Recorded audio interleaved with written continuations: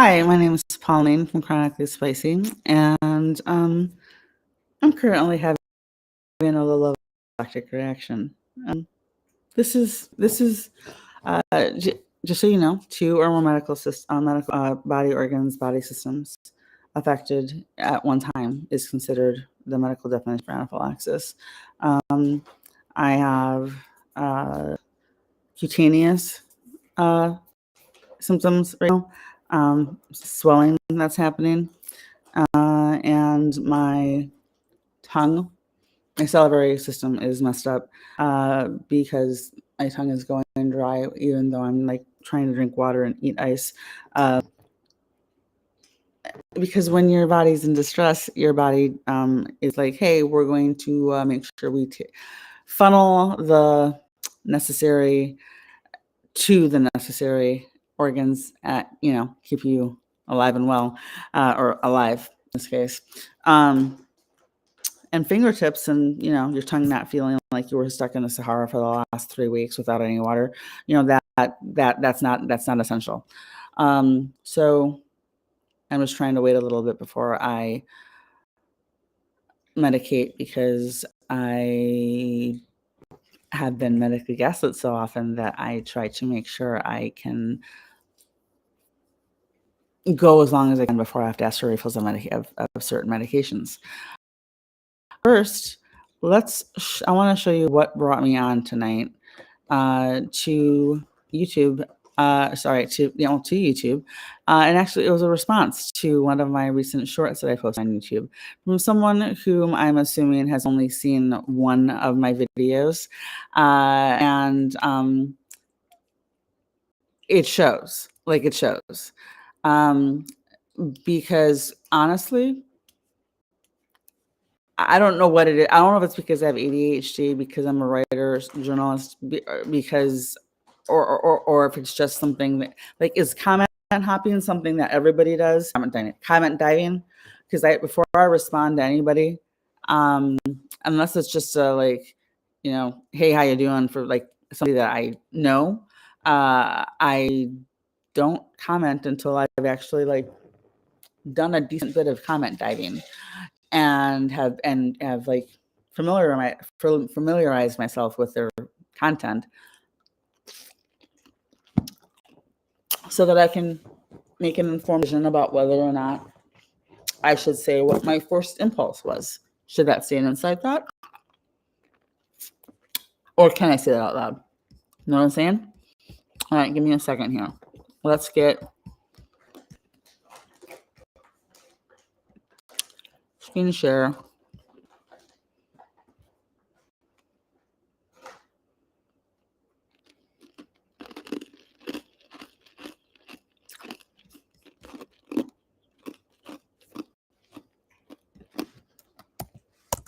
One second.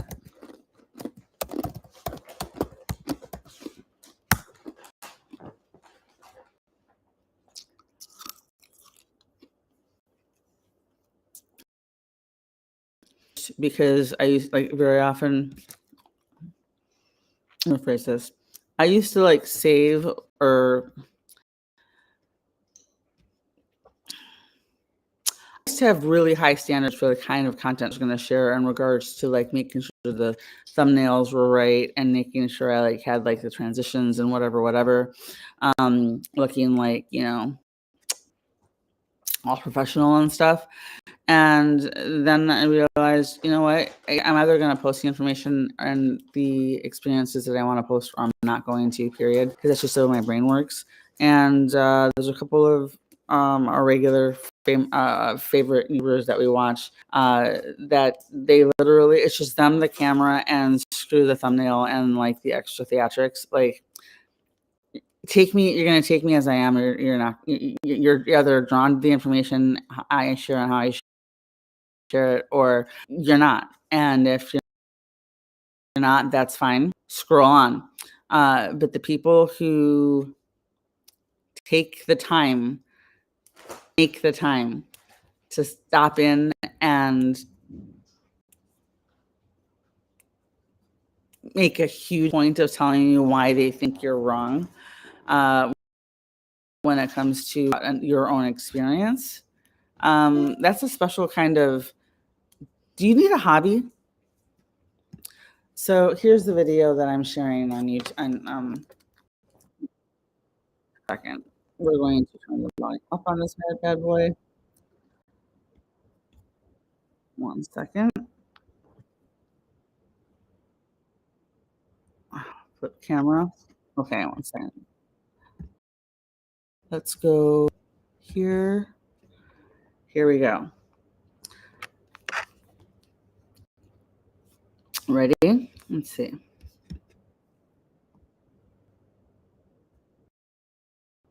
So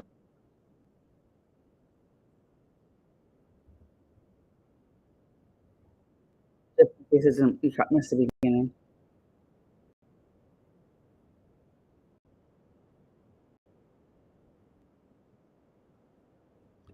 Okay, so that's the post that I obviously first created on TikTok and uploaded to my YouTube channel a few days ago. And I got this. Shut up, you go. Okay, got this for a comment today. Okay. You are the worst kind of patient who thinks they can Google their symptoms and get answers from WebMD.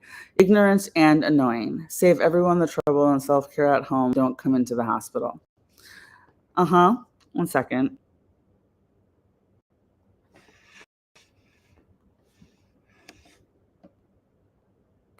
They obviously don't. Oh, 1 second. These are about to die, of course. Give me 1 second, and then I'm going to show you my response to them. I'm going to make sure that 1 second. That's actually why I'm streaming it on YouTube. So EPC cakes. I'll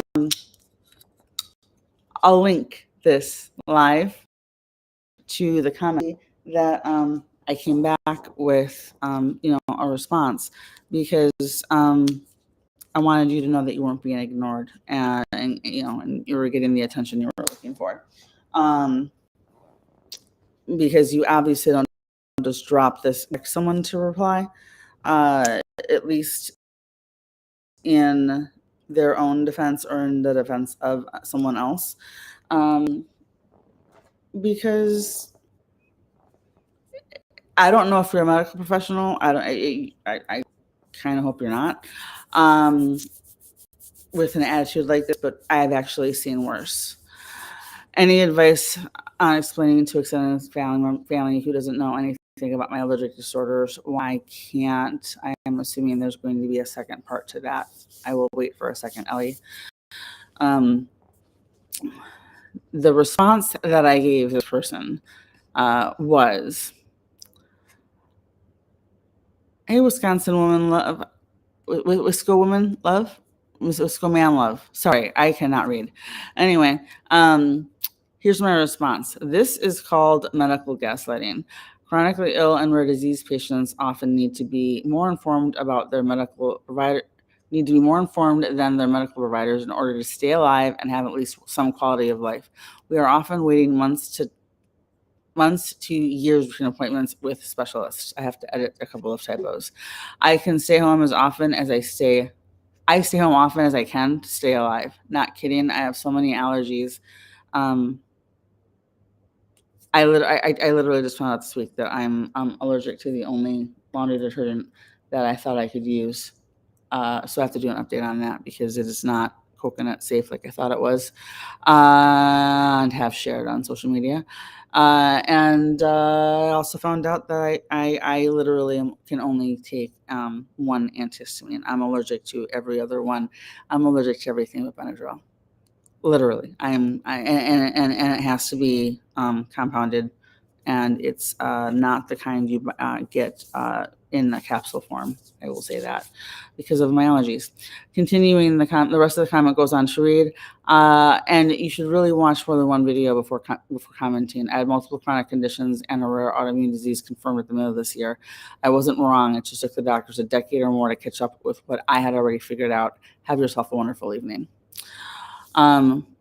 And I do. I hope you have a wonderful evening. I hope you never get chronically ill. I hope that you never have someone you love become chronically ill, that you are like, directly involved in or indirectly involved in their care, and have to watch them suffer through, doctors not believing them, doctors telling them crazy, doctors telling them it's anxiety.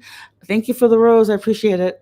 Doctors telling them that, it's probably just depression. You should lose a few pounds. It'll be totally fine then. Have you tried yoga? Like it's the same. It's usually the same crap that we get from people in our own circles. And by circles, I also mean the people who see we either regularly interact with on social media, or those who happen to just see our videos when we put things out there and publicly. Um, so there's that. Uh, it, the only difference between the medical gaslighting that's coming from a doctor or a medical provider and a stranger on the internet with a keyboard, and a Wi-Fi connection is the white coat and the medical degree, because the intention is still the same, to invalidate your experience, and prop themselves up somehow, because look how smart I am. I'm 10 to 1. They don't have the same condition. They don't have chronic illness. They've never been chronically, or they've never been medically gaslit. And it's going to be a huge eye opener when they do become chronically ill, because we all do see GC cakes on YouTube. If you'd like to reply to GC cakes on my YouTube channel, it's the second short, most recent short that I have posted. Feel free. If you'd like to share your story or your reply on exactly, on what you might be thinking when you see someone else being medically gaslit by, a keyboard warrior. Because this isn't stuff that, I'll at least say this, at least doctors have the backbone to gaslight, to your face. They usually have to, if they're going to. That's usually how it's done. So Mr. Keyboard Warrior, or I don't know if your gender, I don't care. But hey, GC Cakes, this isn't cool, and we're going to talk about why. And I really don't care if you stick around for like the actual explanation, because this is I'm not sharing for you. You didn't actually get under my skin or hurt my feelings or anything. I'm sharing, and the only reason I'm doing this is so that other people who see it, who are going through medical gaslighting, understand that, number one, they aren't alone. Number two, that there is an actual name for how they were being treated and the feelings that they're feeling as a result if they're being medically gaslit. And medical gaslighting doesn't just come from doctors. It can be from actual people too. Chronically, you said, my actual people. Doctors are actual people. You know what I mean? Like actual non-MDs, non-medical providers. All right, chronically, I'm scrolling up so I can see real quick, and then I will show. I want to show, I think, 2 short TikTok videos and read one article explaining medical gaslighting from Harvard, and then we'll call it a night, because it's been a really long day. My daughter and I stayed up all night so we wouldn't miss an appointment today, and at 10 o'clock in the morning for her, because that's what we do. Because PTSD insomnia related to chronic illness. I try to take my medication as late as possible at night so that I can catch the last reaction, or prevent a reaction from happening while I'm sleeping, because I woke up 2 days ago with my my throat burned like strep. And and was swollen because I was having let's put it, okay, oral ulcers, the skin ulcers that you see sometimes on my hands, like that would be that will eventually get darker and purple and hard and hurt, like this, right? Um, and the skin's like all calloused and uh, hurts. If it's calloused and hard, it hurts. It's just pressure. And anyway, long story short, what I thought at first was my airway closing. I realized no, the oral ulcers that I'm getting this round, because the trigger spots tend to migrate, and it'll be the same spot that I get the ulcers on my body and or in my mouth. They'll migrate from this spot, this section to that. For 6 months or so, this will be the spot that you're going to get screwed with whenever you get a flare. And then say it switches to like, a different part of my body. Right now it's my tonsils. And I woke up with like pinholes for airways. I still had to medicate. I still had to rescue med, but that was 4:00. And I woke up after 4 hours of sleep with that. And that right there was like, something ain't right. Okay, I'm looking at chronic ileal. Any advice on on explaining to extended family members who doesn't know about my allergic disorder why I can't? Looking down, I plan on staying home, but everyone's expecting me to show up. Okay, chronic ileal. Going back up to see if I missed anything. I plan on okay. So you have a family event or an unexpected like family appearance, and you want to stay home because you feel it's safer for you based on your allergy. You don't have to tell me what allergy it is. I can share right now. I'm allergic to poinsettia plants. I'm allergic to latex. I'm allergic to balloons. I have airborne avocado, coconut, banana, and a bunch of other things on the latex fruits and list. And hey, GC cakes. Yeah. Do you want to know why I'm WebMD? By the way, is like the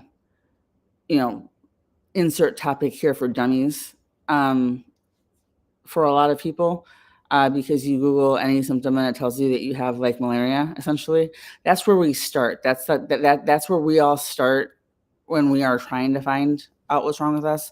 And we quickly realize WebMD doesn't have all the answers or the correct answers. And I don't know about you, but I'm gonna figure it. Not the average person doesn't read JAMA, the NIH, PubMed, and other peer-reviewed medical sources to stay updated and informed on our medical conditions because of the time that we have to spend waiting in between specialist appointments, right?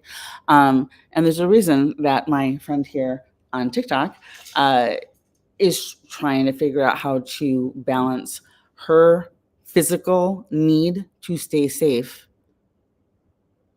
with the expectations of her family, who don't understand that her going to whatever event is expected might actually put her life in danger.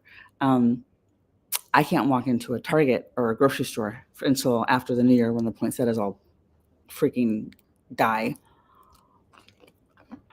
Oh, shoot. Okay. Okay. Chronically Libby says that, I'm sorry about that. I know it might be annoying and off-putting to some people. I don't do it on purpose. I'm doing it because actually I avoid doing it while I'm live as much as possible, because I know it has to drive some people crazy with sensory issues, but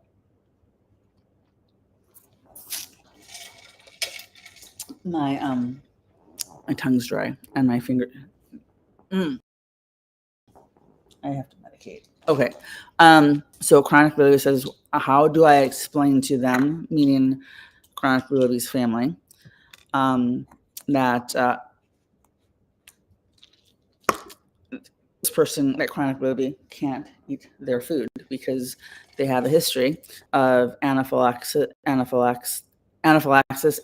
anaphylactic shock.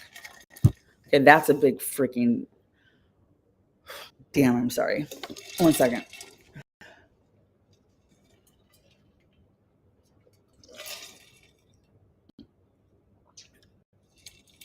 I understand why this medication tastes the way it tastes because they don't want to make it palatable. Trust me. Oh. But they could have just given it no taste. I know. I don't even know. It's just gross. Okay, so I have a history of anaphylaxis, chronic anaphylaxis. I have anaphylaxis every day. Low level. And I'm sure, as you know, there's 4 stages for anaphylaxis, and anaphylactic shock are 2 different things. This is for other people chronically because I know that you know the difference. But hey, GC Cakes, you can look up pollen compost at .com, or you can look up pollen compost articles, and you can see everywhere I've been published. Health Center, let's see, Red Book, the Washington Post, Men's Health, Latina Magazine when that was being published. So, Huffington Post Australia. A couple of stories got picked up internationally. Yeah, Life. I'm not just, and this isn't. I'm not telling you that it's okay to not to medically gaslight somebody who doesn't have the same research experience that I do. I'm telling you that I'm the wrong one to pick when it comes to. I'm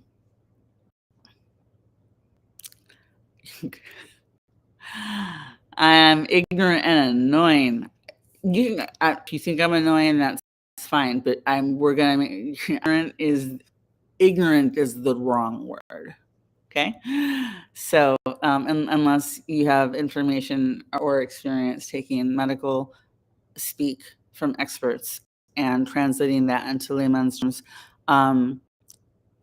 for the general public to be able to take the points they need to take away from those stories.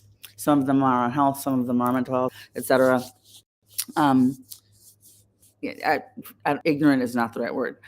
So chronically Libby here, anaphylaxis is medically defined as 2 or more body systems affected at once, any 2, or 2 or more body organ systems. So body systems, organ groups. Your skin is your largest organ. Okay, that one was like, wait a second, I didn't know that at the beginning. Okay, no idea. Like, your skin is an organ. It actually is, and it's your largest one because sense. And so when I'm having my skin, when you get a paper cut, it's kind of technically organ damage.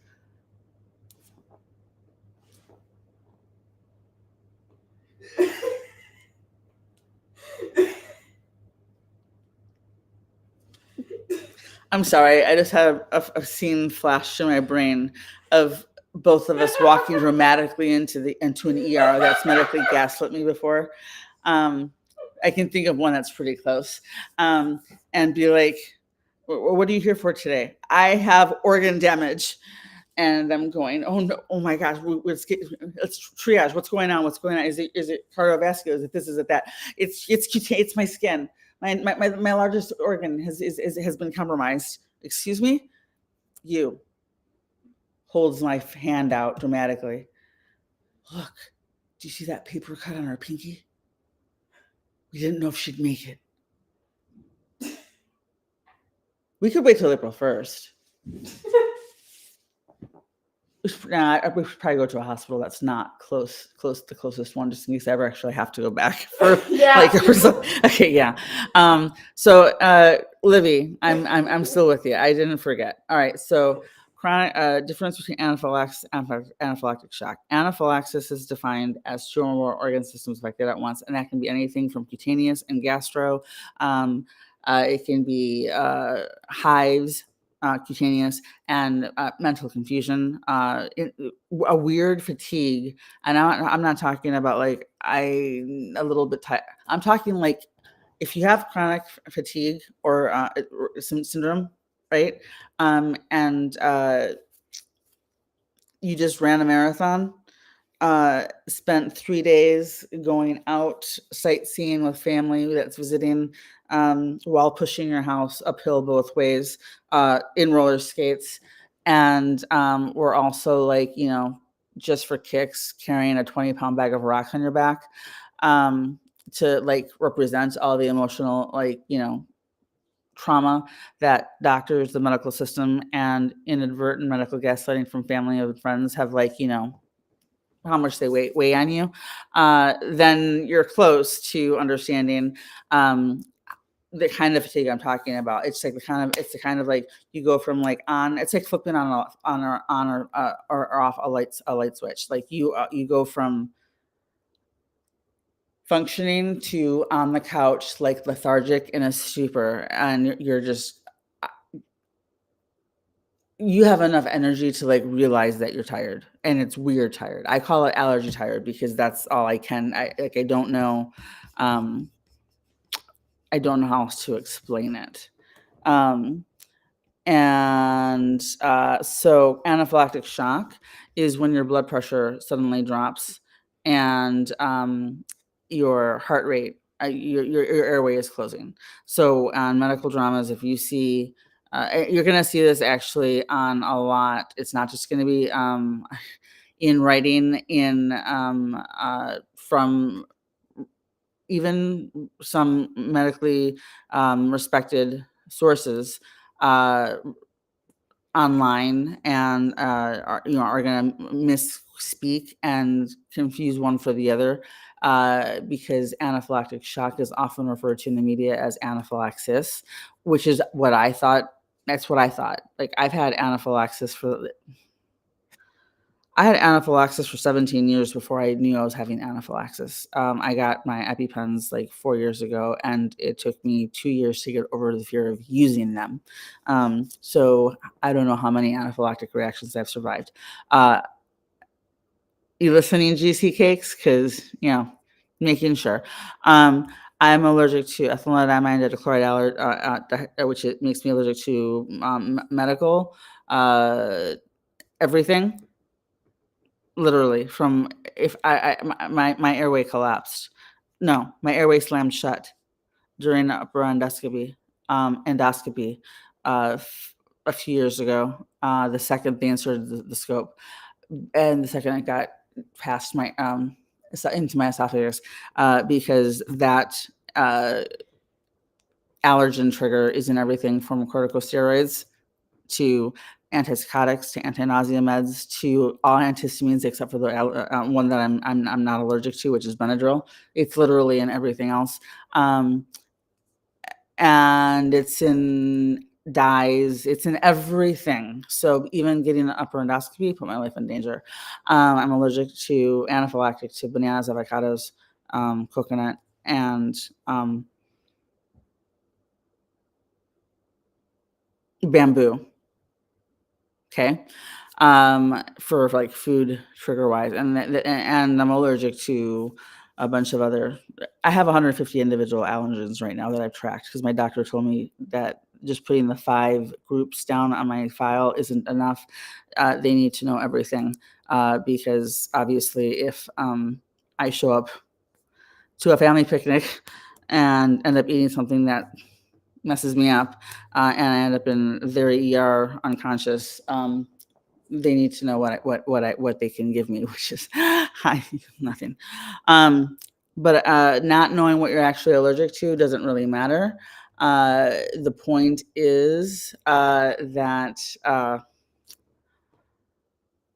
I have to go a lot of places myself. I also go to a lot of places where either I'm not eating at all, uh, or I am asking a lot of questions, or I'm simply bringing my own food with me. And if people can't understand, I'm Mexican American, okay? first generation. And I'm stating that because anybody who, there's a lot of similarities for the experiences that we have growing up in ethnic families. And I'll even, I know that like even like different parts of the country, like there's different like family dynamics that like match the same thing, but or equivalent to the same thing. But like there's family expectations, right?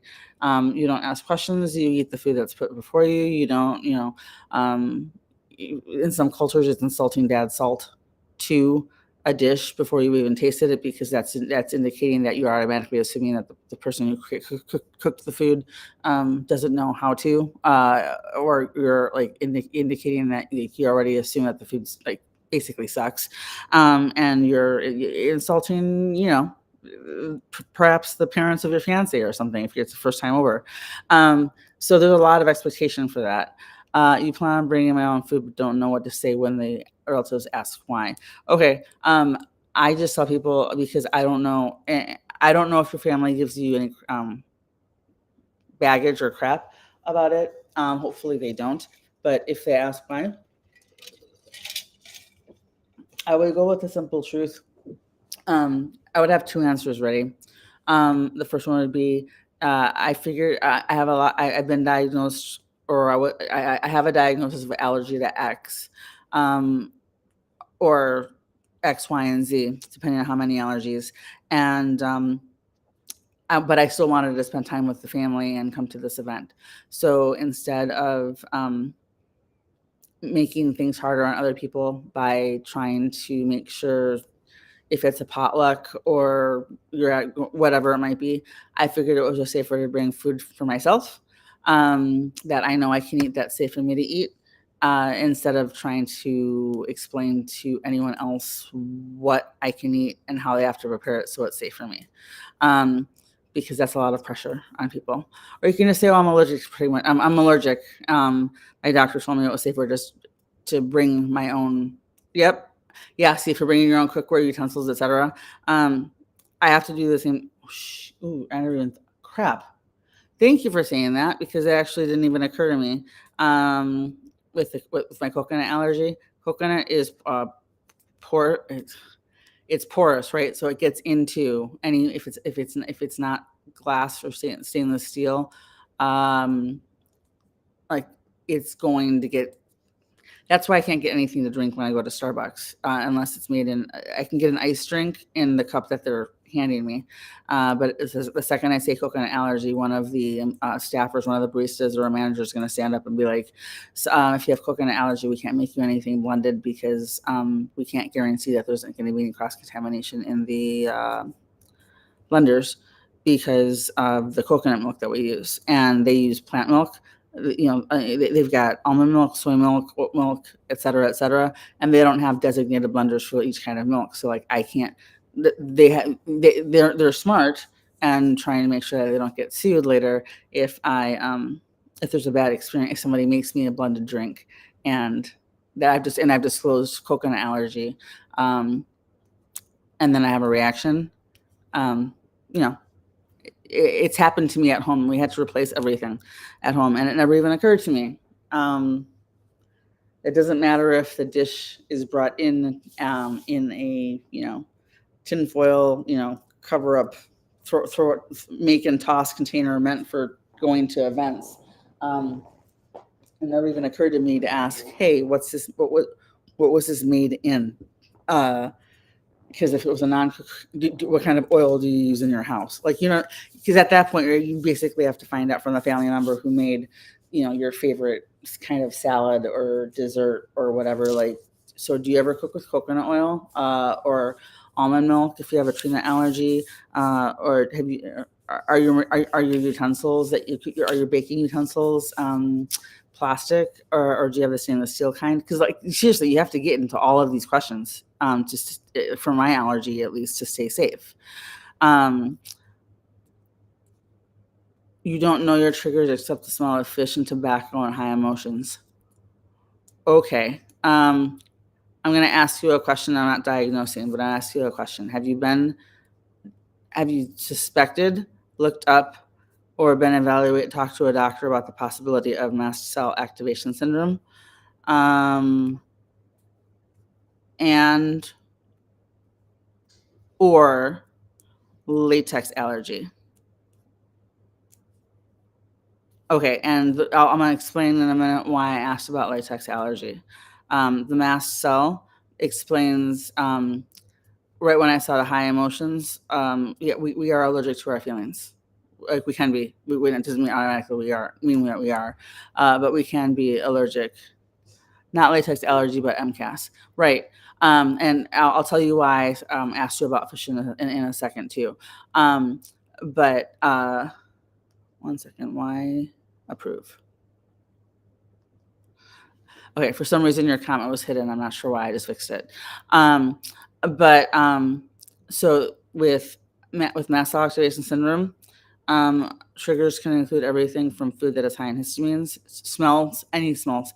Right now, like a lot of MCASers are staying out of the malls, out of the stores because it's a holiday season, and even though that's when it's like the most fun to go, just to people watch and like see all the pretty decorations put up and the giant Christmas trees.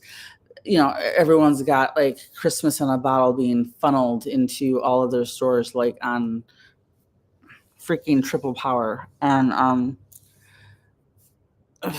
it's like walking into a Mexican wedding and get smacked with all the perfume at once. I'm Mexican American, first generation. I can say that. It's seriously like you walk into the wrong section of a mall and you walk past a perfume store and you're holding your breath trying to like walk past the store.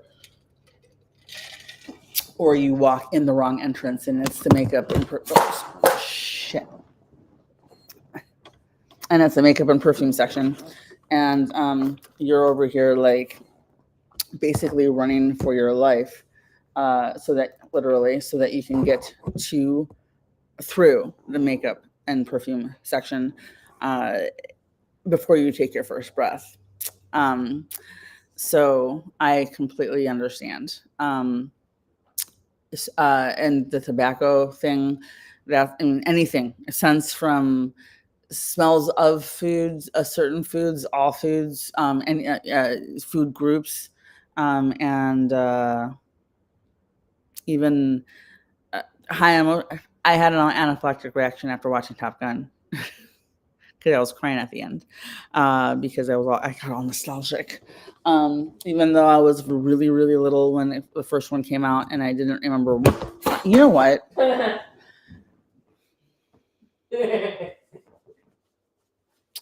I have words for you, Gravity, and they rhyme with truck and off. I mean, I swear on my channel, sometimes I don't have enough followers for it not to matter, because you can get monetized after you get to 1,000 subscribers on YouTube, and I don't know when or if that's going to happen. Even though I would love if you joined me now. But anyway, back to Chronically Libby. The reason I asked about, first I'm going to explain why I asked about latex. Then I'm going to explain what I would tell family members, because MCAS is really hard to explain to anybody who doesn't have knowledge about it. And it's going to be a really oversimplified answer, because when you actually try to explain the fact that you're technically allergic to everything and nothing, you're technically not allergic to anything, possibly, but you have anaphylaxis and anaphylactic shock to things you're not allergic to, and you don't know what's going to set you off today, tomorrow, or next week. And it could also depend on whether you exercise that day, what the barometric pressure is, if you're super stressed, if you're happy, if you're sad, if you're existing. And you carry EpiPens because things get that bad. I don't know. By the way, please tell Aunt Susan that not to feel bad if I go into anaphylactic shock after I eat her pasta salad, because I know she didn't do anything wrong. It's just my body being my body, and my body's stupid, because MCAS sucks. Like there's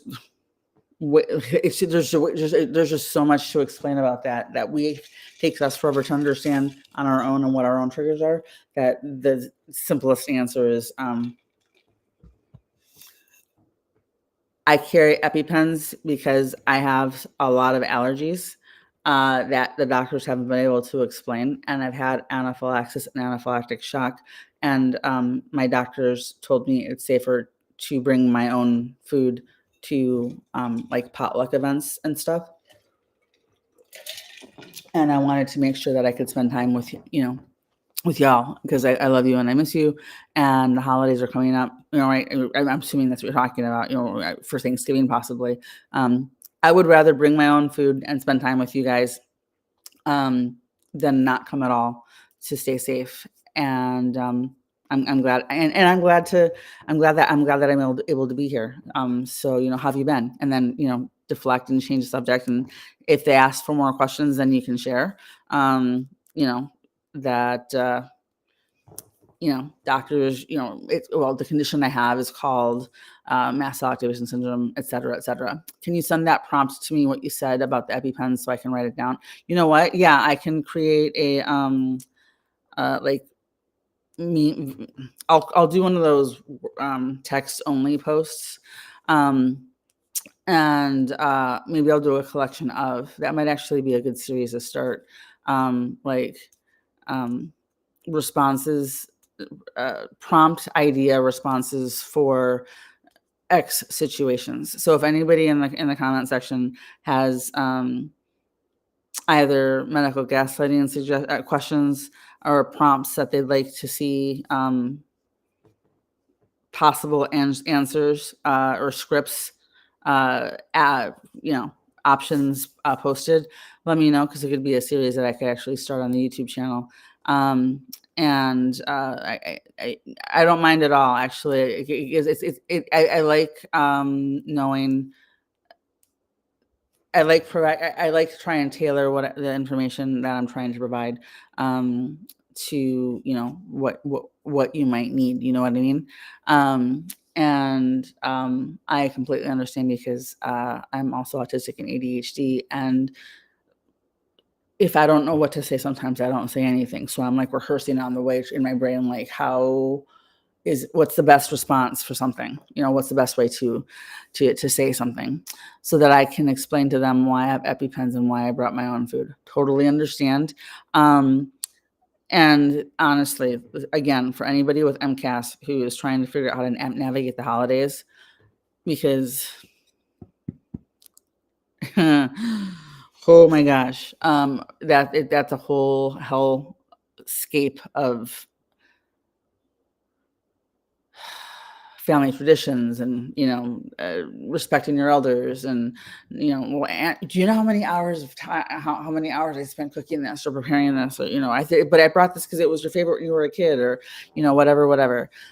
It's always it's almost always with love. It's never meant to, like, no one wants you to go into anaphylaxis or anaphylactic shock, because anaphylactic shock, like, just for people who don't know, anaphylactic shock, literally, if you're not already in the back of an ambulance and already have multiple EPIs, usually, not medical advice, just personal experience and what I've been told by other medical professionals, but anaphylaxis, that's where you have time to stop the reaction from progressing with 1 or 2 EpiPens. Within 5 to 15 minutes of the first shot, if the first one doesn't work, you're supposed to Epi again. That's why they come in a pack of 2. Okay. We're not supposed to leave one in our car and one in our office, or one in our purse and one in our desk at school or work or whatever. We're supposed to carry both, because sometimes EpiPens misfire. Sometimes there's EpiPen oopses because people are panicking. Always blue to the sky, orange to the thigh, and make sure you keep your fingers or hands or whatever away from the needle end. If you're not the one, especially if you're not the one that's, if you're trying to epi someone else, you don't. Right, because then that's a wasted EpiPen, and it's scary as hell. And then start a timer, and once you get to 5 minutes, judge how you're going. This is what I do. I set my timer for 5 minutes. If I'm not worse in those 5 minutes, because mast cell and everything, the idea for me is, as long as I can stop the symptoms from progressing, I'm doing better, right? So if my symptoms aren't worse in 5 minutes and my airway isn't affected, then I give it another 5. But if and before I epi again the second time. But if, like right now,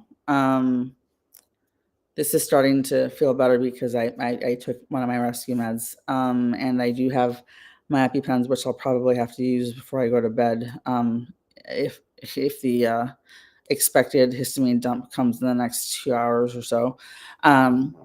And that dump will, my face, I'll literally like moon face, like if I'm like a lupus patient on chronic on a lifetime supply of corticosteroids. I understand. So how it's very stressful. Anaphylactic shock. If you don't, if for those who aren't familiar, anaphylactic shock, basically, if you're not already at the hospital, if you're not already under the care of EMTs and on the way to already at the hospital, that's when time becomes critical in order to try and make sure that you come out of the situation on, the side you want to come out of it on, here on this mortal plane. And that's scary. I've never had anaphylactic shock that I was conscious for. I'm pretty sure I had anaphylactic shock that I was unconscious for during that and upper endoscopy when my airway slammed shut. So, but I know exactly that impending doom, that horrifying, I'm falling into a bottomless pit feeling, impending doom, tachycardia, panic, overly caffeinated squirrel feeling that comes with anaphylaxis for many of us is just, it's the worst symptom. Like, seriously, I don't care how hard or how bad my skin might get or how painful a welt might get or how swollen my face might get. It's the panic that's the scariest for me. It's absolutely terrifying, and I wouldn't wish it on my worst enemy. So first option for MCAS, actually, well, hey everybody, love you guys. Just so y'all know, this is my food. This is my safe food. I was diagnosed with a condition that causes random allergic reactions to different foods, and my doctors told me that I had two choices. Blame it on your doctors. They can't question your doctors. I'll add this to the prompt, as a prompt option too. My doctors told me that I either can have two choices for holidays because of how severely I've reacted. I've been hospitalized for anaphylaxis and anaphylactic shock. I carry my EpiPens because my doctors and I don't know what I might react to next. And so I have a very small list of safe foods. I have to prepare them a certain way. And just to make sure that I didn't stress anybody out, I brought my own foods. I've got my EpiPens. Here they are. Make sure you put them, make sure somebody else knows, put your EpiPens on the table or on the counter or someplace where, keep one on you and give one to your mom, your brother, your sister, someone who's going to be like, or keep it like in a spot where like everyone's going to be able to see it and make sure, hey, everybody, there's my second EpiPen. If I have an alert, this is actually a great way to get their attention. Hey, everybody, happy Thanksgiving. FYI, I got diagnosed with this really weird condition that causes random allergic reactions to different things. So I had to bring my own food because my doctors told me to. It was either that or stay home, and I wanted to see everybody. So I brought my own food because I have to even be careful with how I prepare my food and utensils. It's complex. I don't need to bore you all with it. Bottom line, this is my food. I will not be eating anything anybody else made. Grandma, I really wish I could have, the cookies you made this year, but because I know I loved them as a kid, and I can smell them. They smell delicious. But I would rather spend the whole evening with you guys than like ruin the evening and have to get, hauled off in an ambulance. By the way, because I don't know what can set me, I don't know if I have a reaction, if it's going to be anaphylaxis or anaphylactic shock. Here are my EpiPens. I have two. Or more. After 5 to 15 minutes, if I lose consciousness, if my blood pressure starts dropping, if my airway starts closing, somebody else needs to epi me. If you have the trainer, bring it with you. Anybody who wants to here's my second EpiPen because I'm keeping the first one on me. Here's my second EpiPen on top of the refrigerator or on top of the counter or by the liquor, whatever. So pick a spot. Anybody who wants to dad, mom, Aunt Joe, Aunt Susan, Uncle Joe, if you guys want to know how to epi me just in case I need the second one, which is when somebody would be calling an ambulance, then I've got the trainer so I can show you. And blue to the sky, orange to the thigh. And let's have a good time. By the way, how y'all doing? And then change the subject. You'll get everybody's attention. You'll have notified everybody you're not fooling around. You have your EpiPens. You don't get EpiPens just because you get the sniffles during hay fever season, and you've alerted anyone who might jump up with, but I made this because you used to love it when you were a kid guilt. And if anybody says anything anyway, you just brush it off and be like, sorry, I really wish I could. I was actually I've been looking forward to this Thanksgiving since last Thanksgiving because I love your stuffing so much, but I can't have it. So I had to make, like I said, it was either stay home and have the holiday by myself or spend it with family and friends and the people I love. And I'd rather spend my time with you and just eat my boring food, but at least I'm with you. So I'm so glad that we got that we were both able to make it. So how are you going? How are you doing? How are the kids doing? How's the new puppy? Throw out little nuggets of information so that it's not overwhelming for the person who's asking the question. Acknowledge the question, do it in a non-threatening, and if possible, take a breath before you answer so you especially if you're neurodivergent. I'm not telling anybody that they have to mask, but I'm going to tell you that it's probably better if you try. Especially if your family doesn't know that you are, or if it's an older relative who doesn't understand the different presentations of autism and ADHD, and the fact that just because we might sound bored and disaffected doesn't mean it's not important, or that we don't not want to be there. You know what I'm saying? That might have been too many knots. So yeah. It's super stressful. Hey, Joel, how are you? Thank you for the likes. And I need to make sure I pack my action plan too. Yep. Pack it. Bring 2 copies with you. One that you keep on your person, on your body. 2, I would also take a screenshot of the action plan and make it your cell phone, your smartphone background for when your screen locks. Make it your lock screen picture, so that everybody can see it when they go to pick up your phone. That's the first thing they see. There's actually an app, I forget what it's called. I will have to do a video on it later. That I was actually told by an EMT who has MCAS and a couple of other conditions that I have. Might not be the first thing people actually look at, but it's still worth having. And I have to change it back because it's the holiday season and there's poinsettias everywhere. I need to change it back to my lock screen because we're not going anywhere, I don't think. And I don't think we have any family scheduled for coming to visit right now. But pardon me, I didn't take my second H2 today. GC Cupcakes, if you're still here. Yeah, H1s and H2s are medications that mast cell activation patients have to take. Usually, I take 80 milligrams of famotidine that is prescribed for 2 doses, so 40 milligrams in the morning, 40 at night.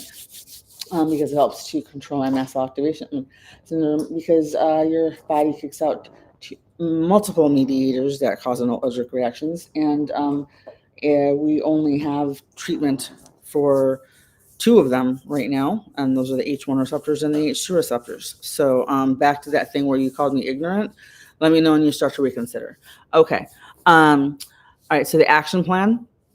One, in your pocket, on your person. If you're being whisked into ER and they have to undress you and put you into the back window, everything's visible, patient, whatever the frick you call that thing again. You're the hospital uniform with the patients. Something that they're going to find in your bra, okay? Like fold it up in your bra, right? And or they also have like those wrist wallets, right? That like joggers wear, because even if they don't have to remove your bra and don't see, like I have triple D's. No one's gonna notice a folded piece of paper on my bra. Trust me. I lost $300 in tips from a restaurant one night inside of my bra. I didn't notice till I got home. I literally was crying the whole way home because I thought that I just set my money down. I was working at a high-end restaurant back in my 20s, and my then boyfriend woke up and was like, "What's wrong?" Because I'm trying not to sob while I start to get undressed, like get my pajamas on, and I'm like, "I lost my chain." And it was a Saturday night, so it was a big money night. And he was like, "What the hell's wrong?" And I'm like, "I can't find my money. How much did you make tonight?" Like $300 in tips. And he was like, "Oh, damn." And right when I take off my bra, my money falls, like all of it falls in cash to the floor. I didn't remember that I had. That might have been the ADHD. Yeah, I didn't remember. Well, that and the triple D's. No, they were bigger then. I was a triple G then. That was before the reduction. That's too much of a letter. Yeah. Triple G. That basically meant when I was sitting up without a bra on, my mammary glands, my boobages were on my kneecaps. Okay, like I was basically like that hand-drawn Hallmark old lady that has all the snarky comments. Yeah, I was her with it was fun. Yeah, action plan. You can get one of those like neoprene wrist wallet things, fold up a copy with a window, the kind you carry your phone in. Put that under the sleeve of your shirt, sweatshirt, whatever, because if you go to the hospital, they're at least going to have to, even if they don't undress you, they're at the very least going to have to like raise your sleeve or take off your shirt to get your blood pressure monitor on before when they get you on a bed or when they triage you, and then they'll see the action plan in case they miss your phone. And then when you get there, whoever is, if it's your mom, your aunt, whoever's house you're at, okay, if it's your friend's house, your mom's house, your aunt's house, your grandmother's house, whatever, like find a person isn't going to freak out in the face of an emergency, and be like, "Hey, MCAS, don't know what I'm allergic to. Might be allergic to everything. Depends on the day. Doctors gave me epi. I brought my own food. I can't eat anything anybody else made just to stay safe because I've had anaphylaxis and anaphylactic shock. And I don't want tonight to get ruined by me having to be taken away in an ambulance. So I brought my eppies. Here's my food, my safe food. That's all I'll be eating tonight. And here's my rescue plan. I have a copy for myself in my bag, in my wallet with my ID. And I have here's a copy for you. So you know what to do in case I pass out, lose consciousness. And here is, and I have a copy here in my runner's phone holder window so that EMTs see it when they go to take my blood pressure or whatever. Like that would probably be what I would do for that situation. And Joel just said, make sure you not only have your rescue meds, but that people know where they are. And I'm sure that's part of your action plan. Probably includes which rescue meds you're supposed to take, when and why and how. Like I know I'm supposed to, for example, I have anaphylaxis on a daily freaking basis, okay? And most of the time it's stage 1 to stage 2. And I am PMSing this week. So that's why I have this going on right now. And all these, that's why. Yeah. So a good day for me is just having that be one time. And each event, I was told by my doctors, can be counted as a separate one if there's so many hours in between, right?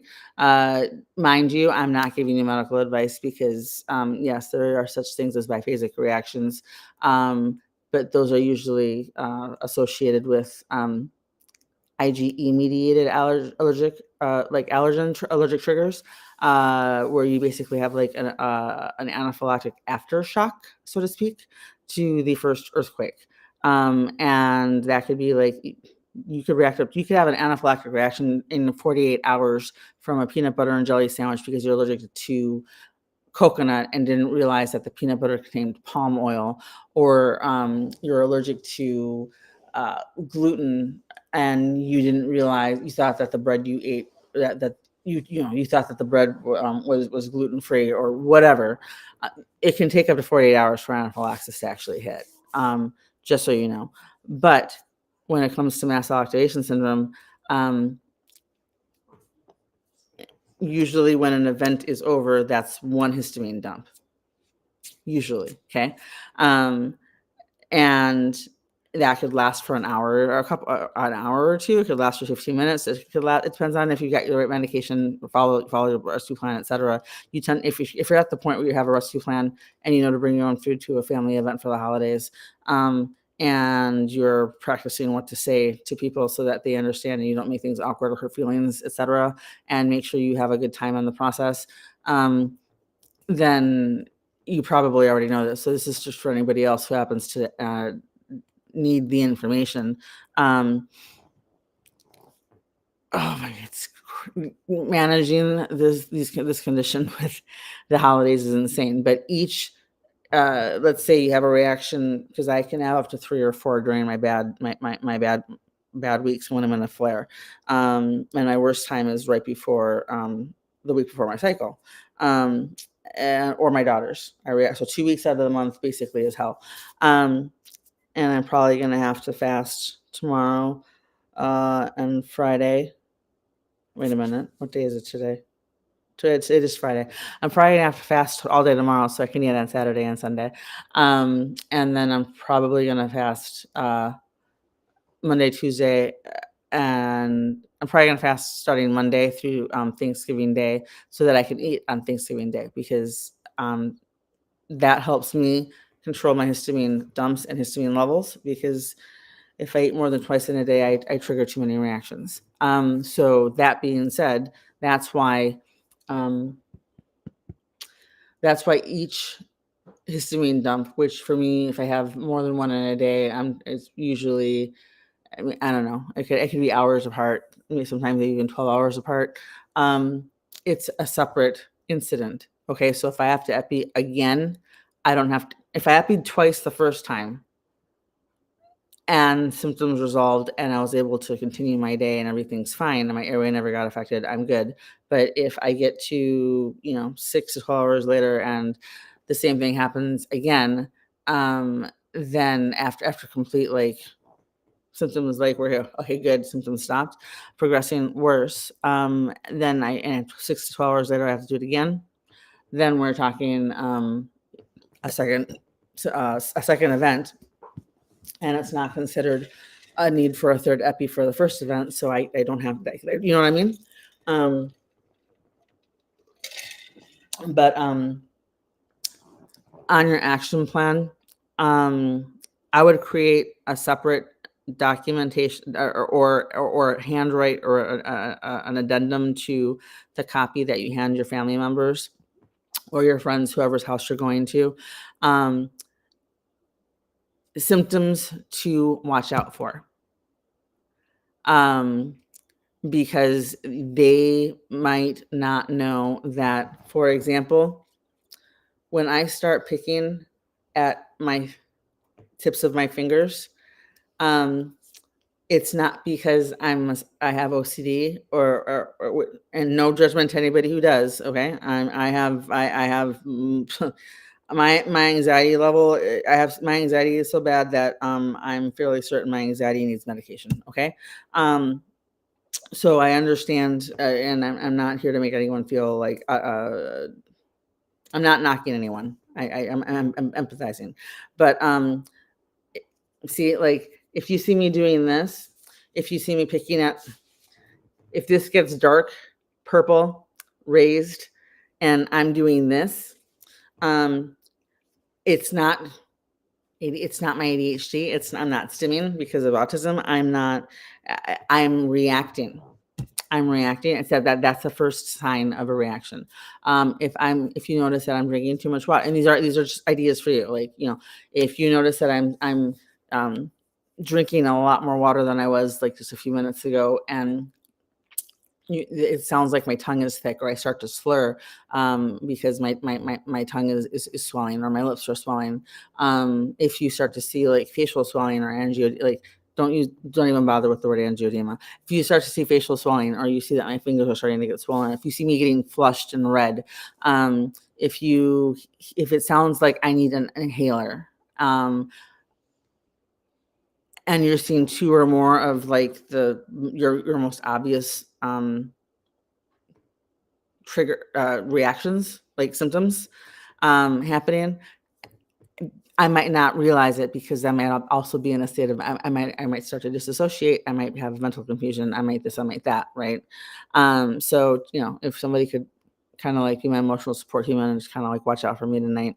No pressure. I'm very good. You can tell them I've been dealing with this for a long time. I'm usually really good about like knowing where I'm at and how I'm feeling and when I need to medicate. But just in case things go from 0 to 60 before I can handle it, or I'm prepared, these are the symptoms to watch out for. And these are the symptoms. This is and then you can tell your family members. And if an ambulance does need to be called, you can hand this rescue plan to the EMTs. Go with what your doctor said, and you might want to call their office for clarification before you go to your first holiday event. But ask if you don't already have clarification, ask when you're supposed to go to the hospital. Like, I'm sure that's probably in your rescue plan, but if it does not explicitly say when you need to go to the hospital and when you can stay home and self-treat, then because hospitals are not set, ERs are not set up for MCAS, anaphylactic shock, anaphylaxis period. Anaphylactic shock is, that's its own beast that needs to be addressed like immediately so that you stay safe and stay with us. And then they ask questions later. It's the anaphylactic part when you have a mast cell activation patient walking themselves into the hospital after driving in because they have multi-system reactions happening, but their airway isn't affected and their blood pressure is either hasn't dropped significantly or it's just slightly lower, might even be high. Yep. See, that's starting to raise. And anyway,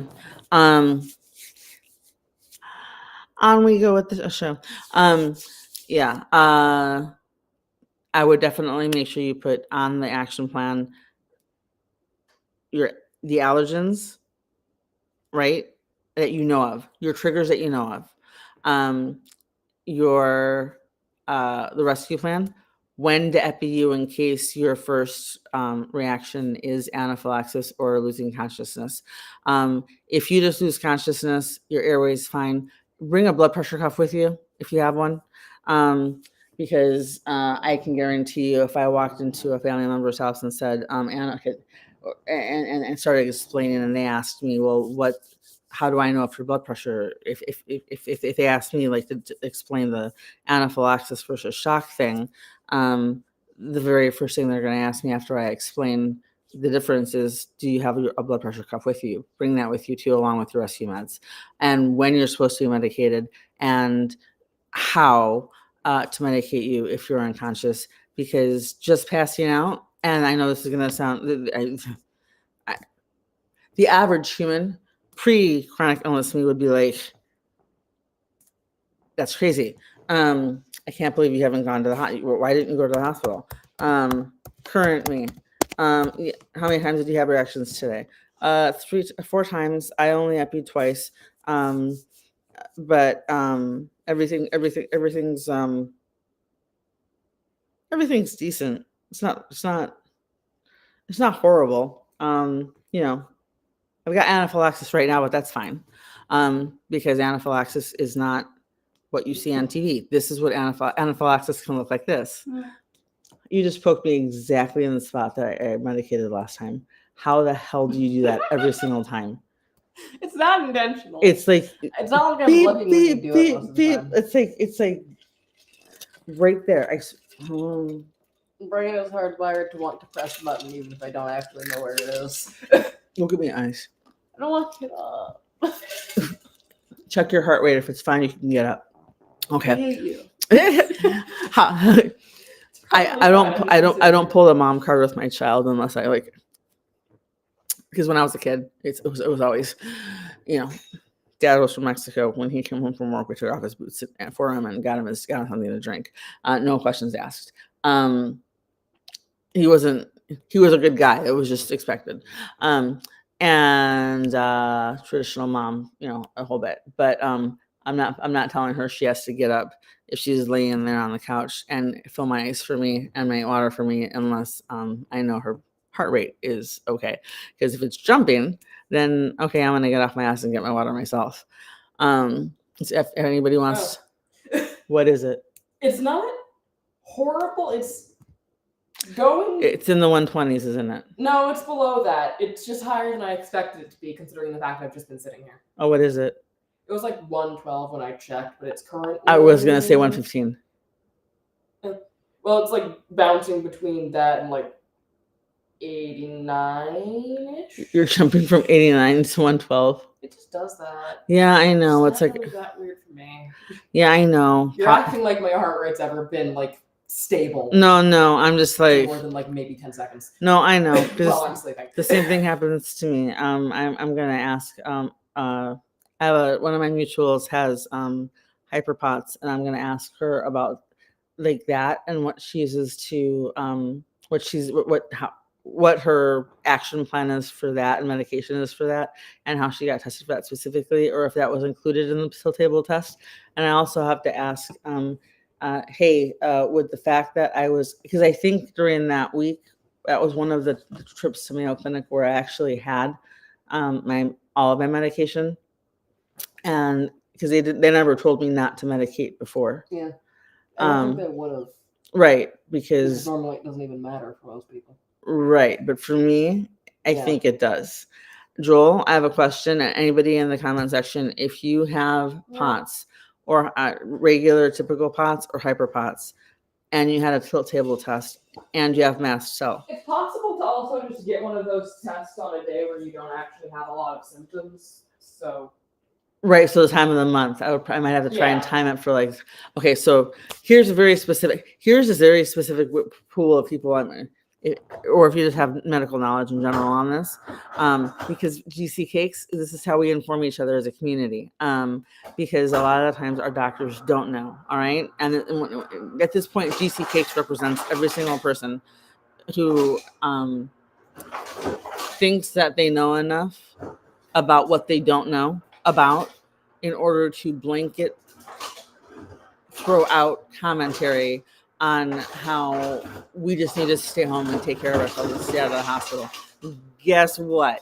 That's what we usually do, because we already know that doctors usually don't know what's going on with us. I had every single allergist apparently in the upper Midwest where I live. I was flat out told by an allergist will not accept mast cell activation patients because it's just not well known enough.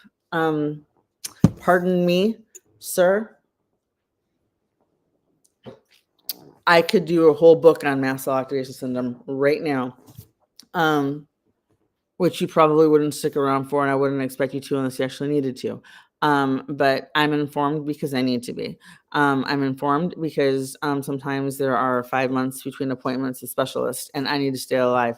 I'm informed because the same reason that other medically compromised, medically complex, chronically ill, rare disease, invisible disability, uh, undiagnosed or diagnosed but still not stable patients are, and that's because if the doctor don't have our back, we have to have our own back and each other's. Okay, and I, I haven't been on WebMD for years. I've gone. I do you like peer-reviewed studies, dude? Okay, I seriously. Um, High life with Auntie. How are you? Hello, Katen. Aspen. I like that name a lot. Surviving Daster. I like that name too. 50 mg of Benadryl for myself for mild reaction on my plan. Epi for severe symptoms. Okay. Are you told? When you say severe symptoms, you mean like 2 or more? Let me rephrase this. How do you differentiate between a mild and a severe reaction, or how do your doctors differentiate between a mild and a severe reaction? Because some doctors, not even kidding, some doctors don't know the difference between anaphylaxis and anaphylactic shock because apparently they were too busy watching Grey's Anatomy on their iPhone during med school on the day that topic was covered to know the difference. And some doctors don't know that 2 organ systems affected, you might be able to walk your happy ass into, or I wouldn't be happy at that point. You're very annoyed, booty, into the ER because you know that you have 2 systems affected, and you've taken your second epi, and you were told to go into the hospital to the ER if second epi doesn't work. Do you see the swelling here?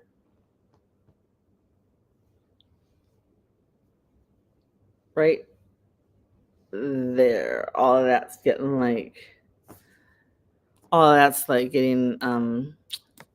look, instant calluses. 1 minute. See that? Yeah, right there. Now, you want, this is how you know, right there. Okay, right there. This is how this finger completely fine. I'm scratching nothing. This, yeah, that tells me that I have to be on high alert tonight.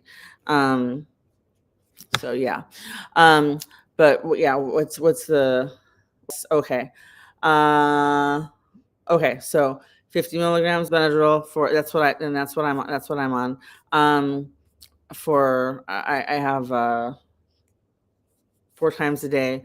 I was told by my, just so you know, because that's the only one that it's literally Joel. I just found out that I don't know if you're still here. I just found out that I don't have any. I only have one safe H1, which is also one of my rescues, and stabilizers, the Benadryl. Want to know why? Because I am apparently not a single doctor, nurse practitioner, PA, specialist, no one, pharmacist, no, not even the compounding pharmacy that was charging me through the nose for compounding my loratadine, which was my H1, my famotidine, which is my H2. Loratadine is like Claritin, right? Or Zyrtec? I forget which one it is. One of the two. Claritin, I think. And my diphenhydramine, which is liquid and has to be administered, with the proper tool, medical tool, right? And then I have a second rescue medication, and I have my epi. Okay.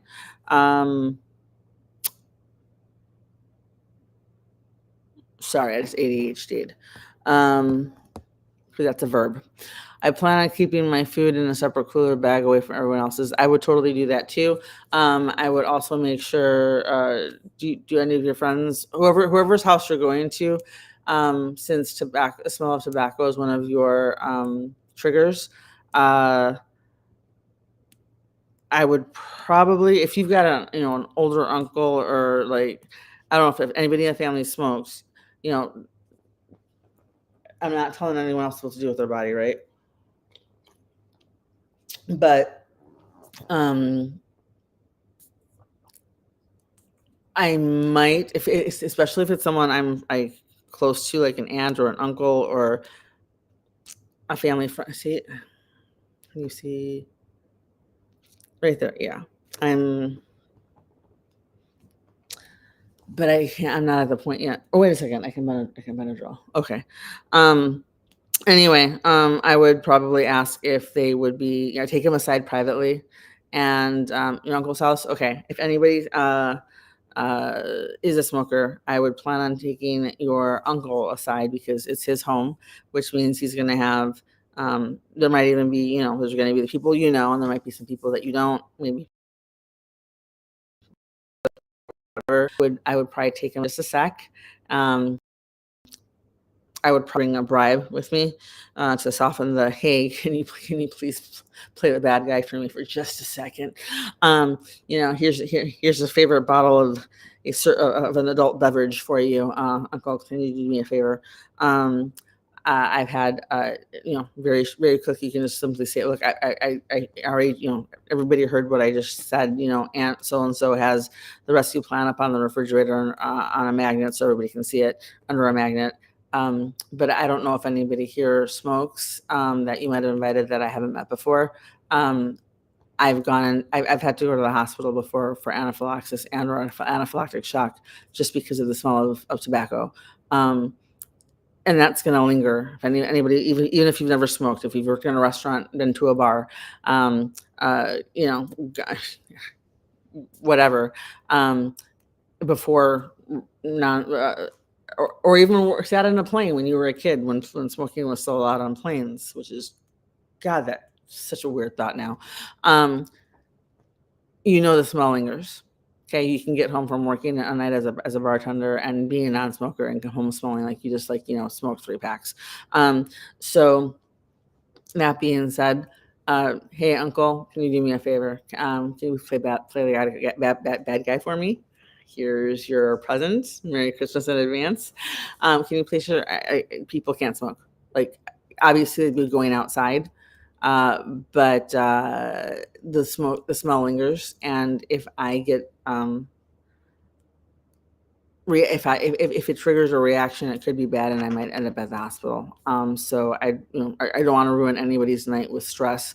Can you please do that? And these days, I know a lot of smokers. I used to be one when I was waitressing, and I know for a fact that it is not impossible to go one family event without lighting up a cigarette. Okay.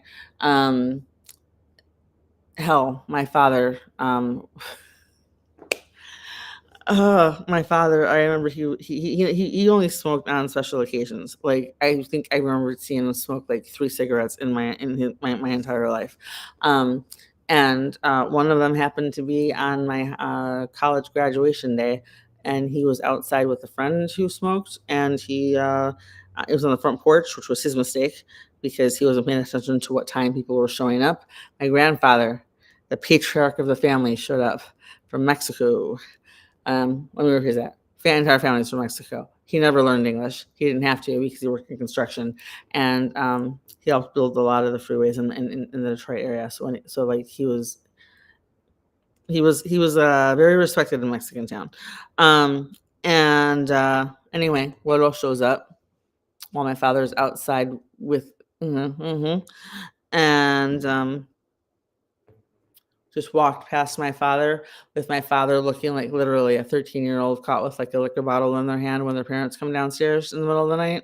When you're having a sleepover or something and your friends are like, well, let's just see, what stupid things kids do. My father had that look on his face. And he was like, immediately like puts it out under his heel and like, hey, tries to completely like pretend it didn't happen and play it off. And my grandfather looked at him and just went,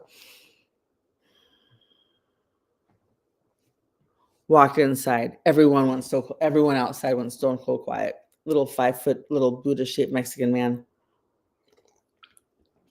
And he had the power to shut down a room just by looking at you and like psychically communicating what a disappointment you were, if you were.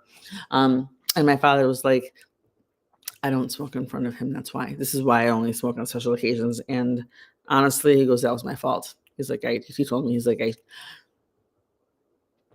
I knew when he was leaving the house. I should have been doing the math and figured when he was going to arrive. And now I have to apologize. As a grown man, I now have to apologize to my father because I smoked a cigarette in front of him. And yeah, that's just how my cigarette families work. You plan on keeping your, I already read that one. Okay, cool. Make sure you put a sign on your, make sure you either put a sign on or you let someone know, or you literally just keep your food parked next to you. Okay. Or put tabs on, like tape thing.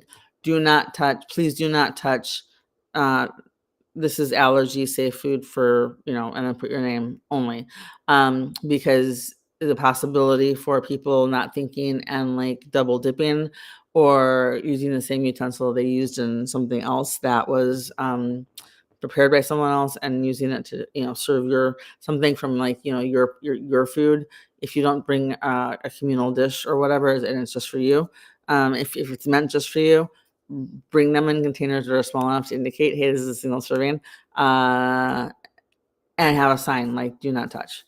Also, what do I do? Little kid wants to eat near me or at his house. Okay. Do you know if fish is being served? Okay. When you ended up in the ER from cross contact, was that because of the smell of fish? Or was it like the histamine thing? Not the histamine thing. What was the thing you mentioned? The nicotine thing. You don't know for sure. Okay. I know it's possible to be airborne. I know it's possible to be allergic to fish. Actually allergic. And I know it's possible to have anaphylaxis to fish and and seafood and a bunch of other things. Let me look up something. At this point, I don't even remember what tab I had opened for Restream, and if my thing is still going on, I don't. It's fine.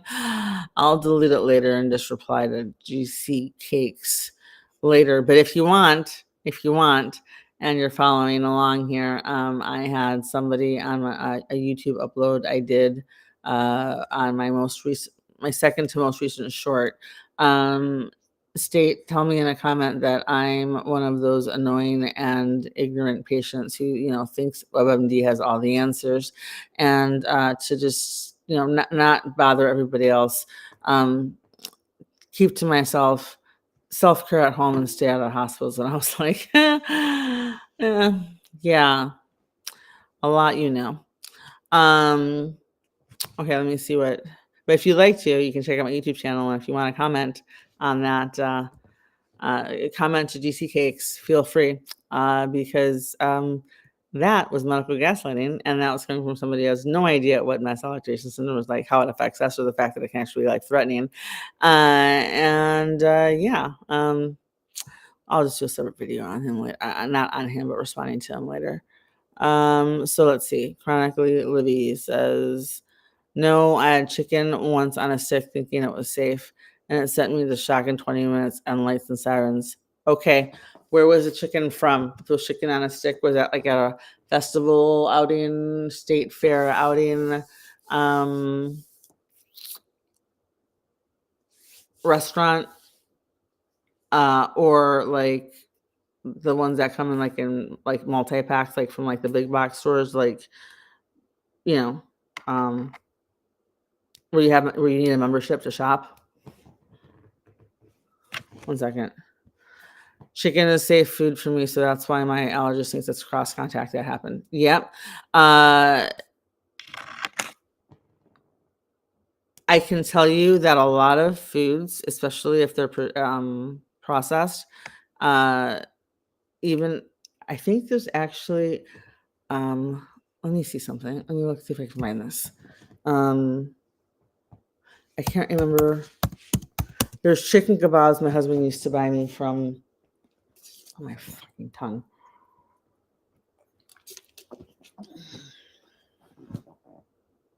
Okay, there's chicken kebabs my husband used to buy me from one of the big box stores with membership. Okay, they tasted really, really good with tzatziki sauce, which I haven't had in so long. I'm not even sure if that's still safe for me or not. Because I know cucumbers are potential latex cross, and I haven't tried that in a really long time. But one second, I'm trying to find. I want to show you something if I can, or tell you about something if I can find it.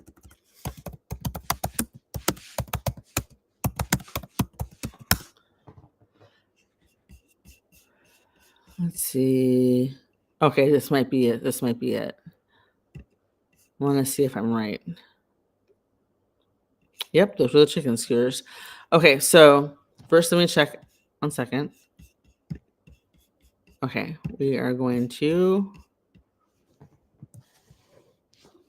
ingredients: chicken breast, water, potato, starch, extra virgin olive oil, vinegar, salt, lemon juice, dextrose, dehydrated garlic, dehydrated onion, natural flavor. Okay. Number one, anything on this list can trigger anybody with MCAS at any time, including the chicken itself, and that's mainly because we exist. Also, if you're closer to your period starting, if you if you're in like a high flutter state because just holidays and stress, if you've been traveling or planning traveling, that could be an issue too.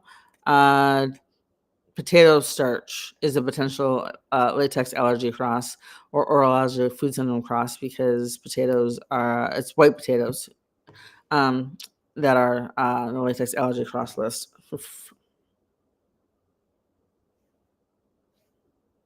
This is Bayshats, dudes. This is my friends. This is Bayshats. Literally, it's the tips of my fingers that become visibly swollen and hurt. And once I break through that, if I take my medication fast enough, I can usually stop it in its tracks. I did not take it fast enough. And because I don't know how easy it's going to be to get my refills next week during the holidays and what day I'm allowed to pick up. I'm trying to ration a little bit so that I can make it through Thanksgiving. All right. Anyway, potato starch, potential latex allergy cross. Extra virgin olive oil. Olives can be a trigger for certain people. Olive oil. Vinegar is definitely high histamine, so that could be. And vinegar is used in a lot of like prepped chicken. Lemon juice is also high histamine and a shared proteins. I know people who are actually allergic to garlic, like the smell of garlic alone. Let's see, anything dehydrated, including spices, can be, depending on how sensitive you are. Sometimes even dehydrated spices can trigger an MCAS dump. And I can guarantee you anything that's being made like in bulk is usually not going to be made with fresh cut spices.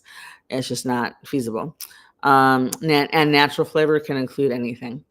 Like literally, it can include things that are chemically processed. It can include coconut derivatives. It can include things like aloe. It can include things that are, as long as they're generally considered as safe by the FDA. And honestly, FDA, we need to talk, because generally considered as safe is that's usually the, from my understanding, that's the label that you get to sneak in some of your ingredients and that would otherwise be questionable, because hell, generally considered as safe. If you're drinking ground coffee, you've probably also you probably ingested cockroach bits too, because the cockroaches like coffee beans and cocoa beans. If you're eating a chocolate bar, you might be ingesting little tiny invisible, like mixed into the chocolate bar cockroach pieces because they like cocoa beans. And guess what? Cockroaches share proteins with dust mites and shellfish and are therefore a latex cross.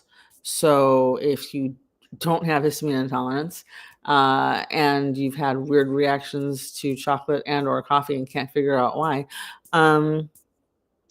there's a possibility. By the way, whole bean coffee does not. If you buy it whole bean and grind it at home, there's a 0% GASF, generally GCSF, generally considered as safe. Tolerance for any extra bits to be in there because you don't need a consumer going home, a shopper coming home from getting, a bag of bulk fresh coffee beans and going, what the hell is this? It's okay if we don't see it, right? So natural flavors alone is a big deal for mast cell patients, latex allergic patients. If you have a food allergy, okay, and you carry epi,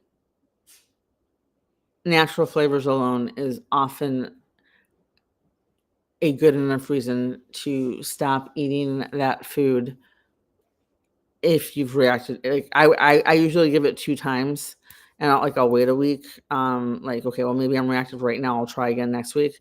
Okay, cool. And if I react again next time, then no. I had a doctor, an allergist, telling me one time, and this was the smartest, I think, allergist I ever had. It doesn't even hurt. Like that actually feels better now because base shuts and skin hardening. Like it's insane. And again, rest of my skin is baby soft. Okay.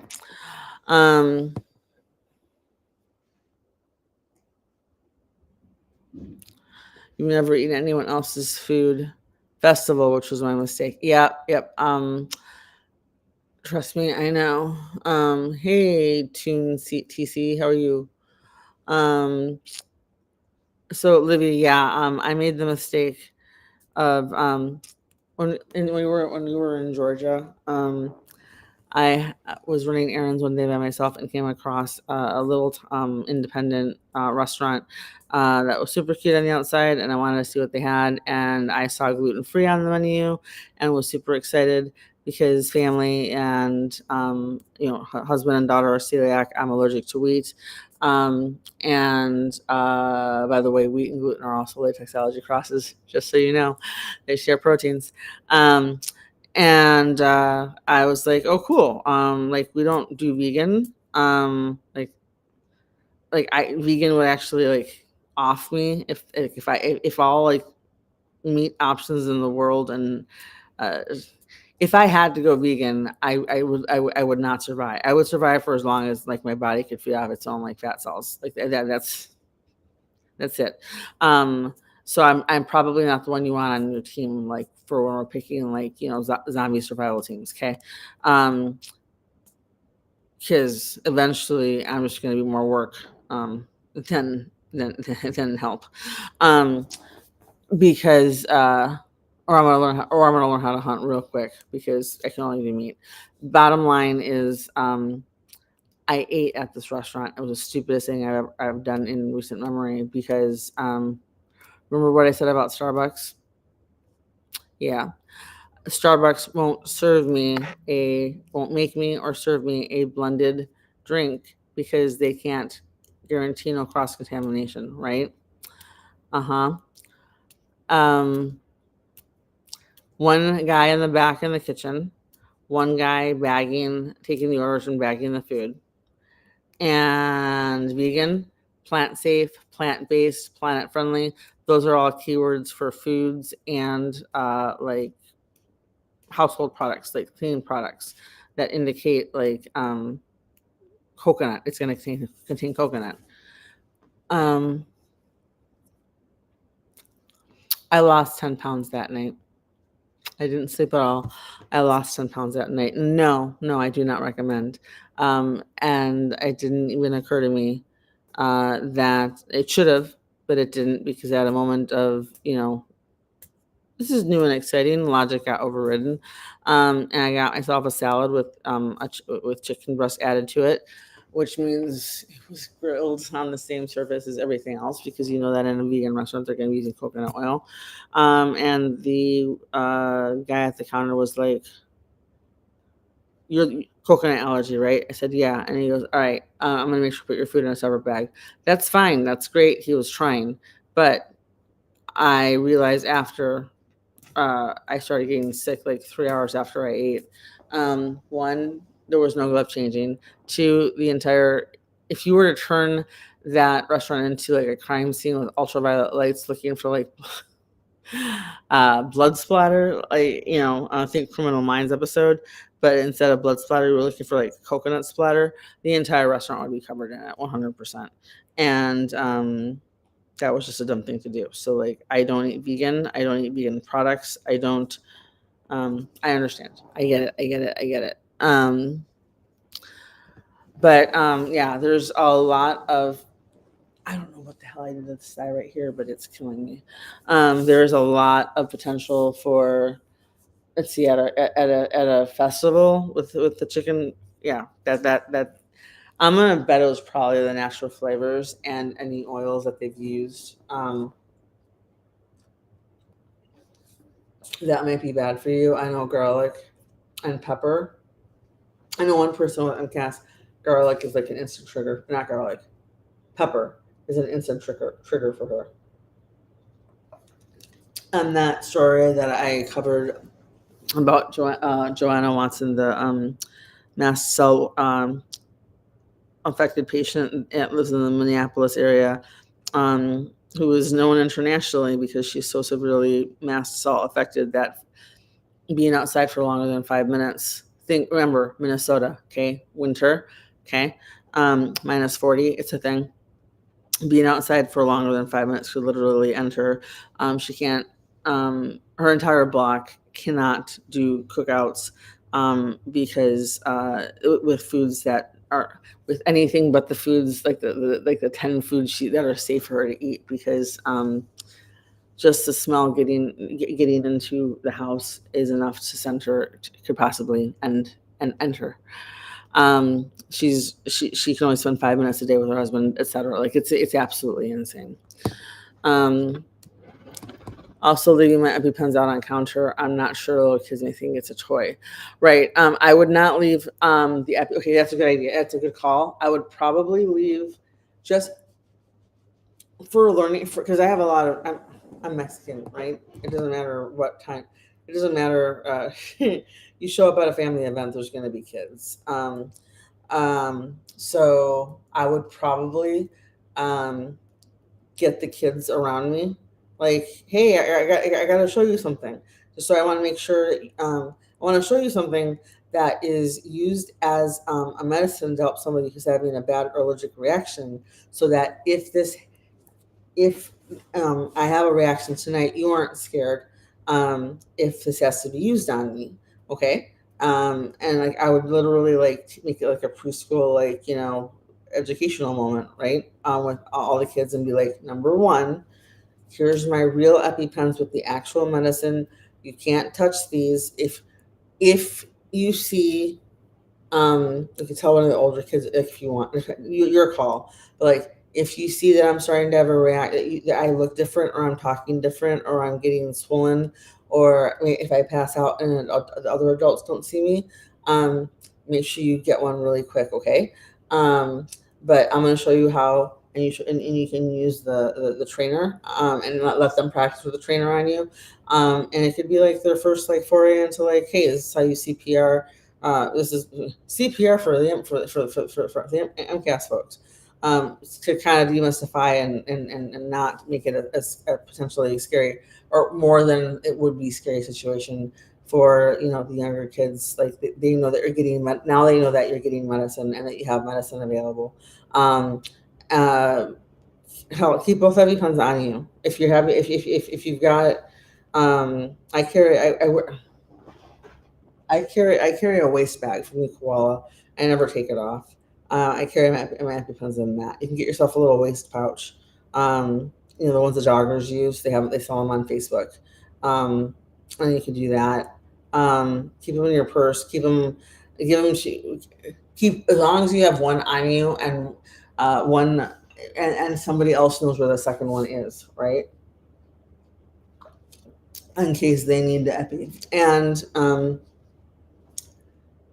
if within 5 to 15 minutes of the second epi, if it's not working or progressing, then that would be when my doctor would be like, and it's time for you to go to the ER. But unless my airway is affected, I'm going to be honest, tell you that I don't always go, because I have had multiple visits with the ER when I've either had 2 EpiPens Inspire out of the same box, or I have had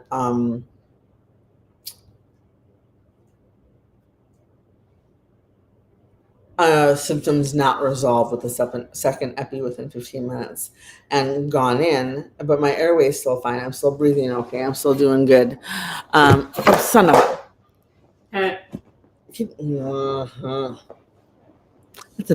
That's a big difference. 1 second. You have okay, bring that. EpiPens in that. Thank you for reading my brain. Also about leaving my EpiPens in the counter, or saw that part, but very good call. You don't want the kids to think it's a toy, so you want to explain to them, okay, this is a test one, and I can show you how what will happen, and how it can be used, because who knows, one of the kids that's there might find out next week that they need EpiPens, and you've already helped. Just that little teaching moment can be enough to plant a seed for more confidence in less trauma or scariness that comes with the diagnosis, and needing that EpiPen, and maybe even knowing or like feeling confident enough to say, hey, I can epi you if you need me, if you need me to. Like, I know parents, single moms who stay at home and work from home, stay at home moms, period, whatever, stay at home dads who, like, literally the only other person in the house is like sometimes like an autistic teenager, or their 6-year-olds in their 5-year-old in preschool,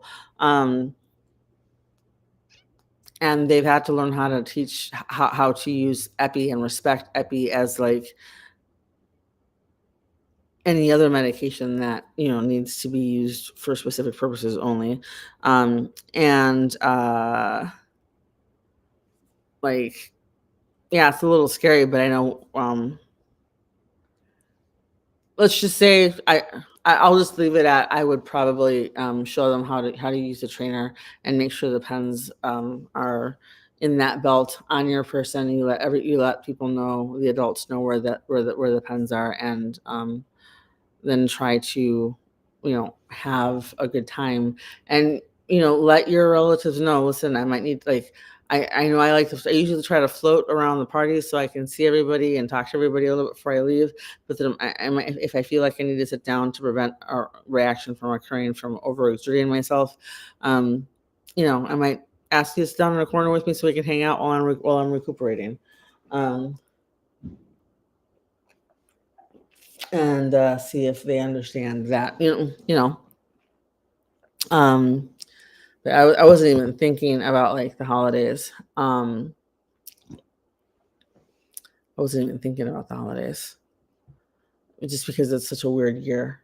Like we've moved twice in the last year. And I'm in the middle of trying to get into the Mayo here in Minnesota. Because no joke, a local allergist 40 minutes away was like, yeah, so we don't do mast cell patients. And I'm like, I'm sorry, what? And I'm like, any at all? And he's like, no, not enough is known about the condition. And I was like, this would be where WebMD would come in. Like Google exists, right?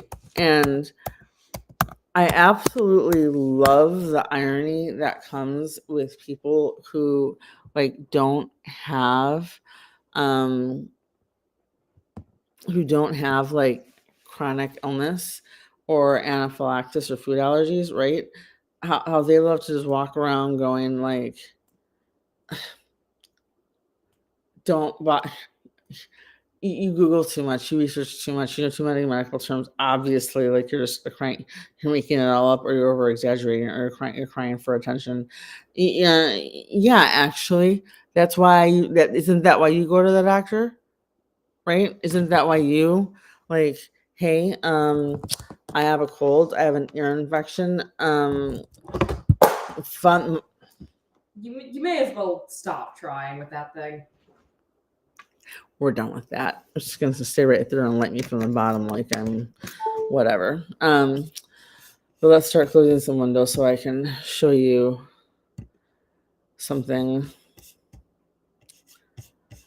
But yeah, so this is actually a good time. I'm glad you popped in, Chronically Libby, because my brain used to be so cued to like the publishing calendar, like because you have to have your topics in that are seasonally related and time sensitive, like a few weeks ahead of time.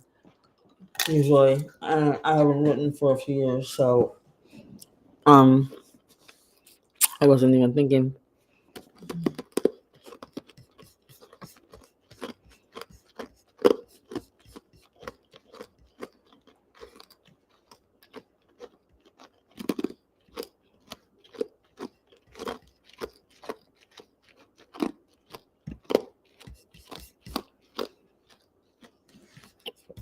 All right, I'm gonna close some windows real quick here, and then I'm gonna show you a few videos. If you have any other questions, let me know. And then please subscribe to Chronically Spicy on YouTube.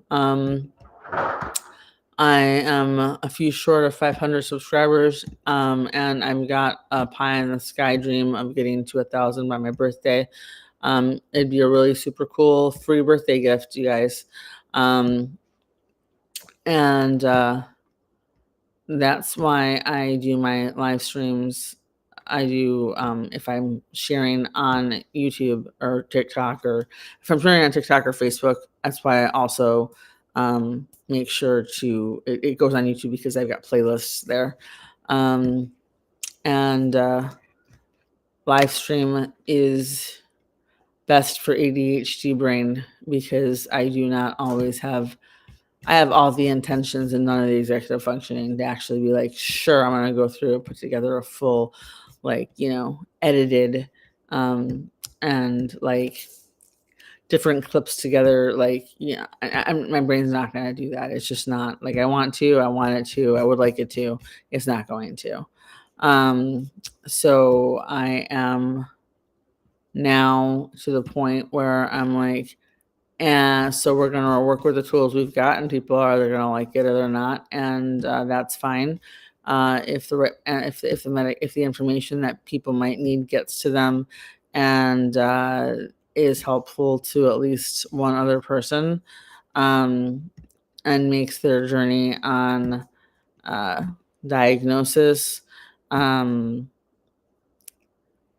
or the path to diagnosis, that's fine. My point here isn't specifically when I'm on here. Yeah, I'm sharing education and awareness about all the weird different crap that I live with, because it's weird. Trust me, I know I have a crazy list of conditions that all contraindicate each other and make if I'm not allergic to the medication, it's a mess. Then I can't take it, or the form of it, because it contains derivatives of coconut or ethanol chloride, and if it doesn't contain if it doesn't contain any allergens, I can't take it, because if it's a gel cap, that's going to make me projectile vomit, because that's what happens. So that's super fun, and yeah, I'm being completely sarcastic when I say that. Let me see. I'm trying to find. Yeah, this is a stupid amount.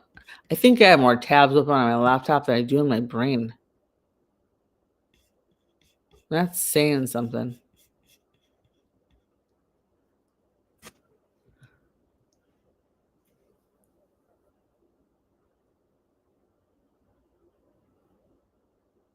All right. Just to test, because I have the bottom of my screen is like flashing weird. It says the ENT31 comments. I can't tell if it's flashing. Can somebody drop a heart or just something in the comments to let me know if you're still seeing me and hearing me, or if not? And for YouTubers watching, so sorry, because I've been looking for. I seriously probably have 65 tabs open. I'm trying to close like all of them. And I figure I will just do the adult thing, and I will just pick one topic, and instead of like, oh, I should copy that, I should talk about this, I should plot fun for that. I'm not going to. I want to. I'm not going to. I will eventually, but I'm not going to as fast as I should, for like all of these tabs to actually need to be open right now and make it harder for me to find what I need when I'm trying to open tabs specifically to talk about and link in the description box for a video or for a live stream, and it just makes it harder to find things. And then I eventually just go up to say screw it, and I just jump on and start going and just figure, okay, you know what? You're gonna like it or you're not. It's just the way it is, and that's the way it is. Second,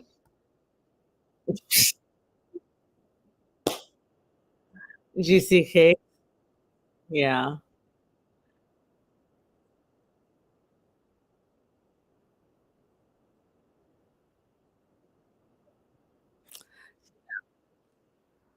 Guess what?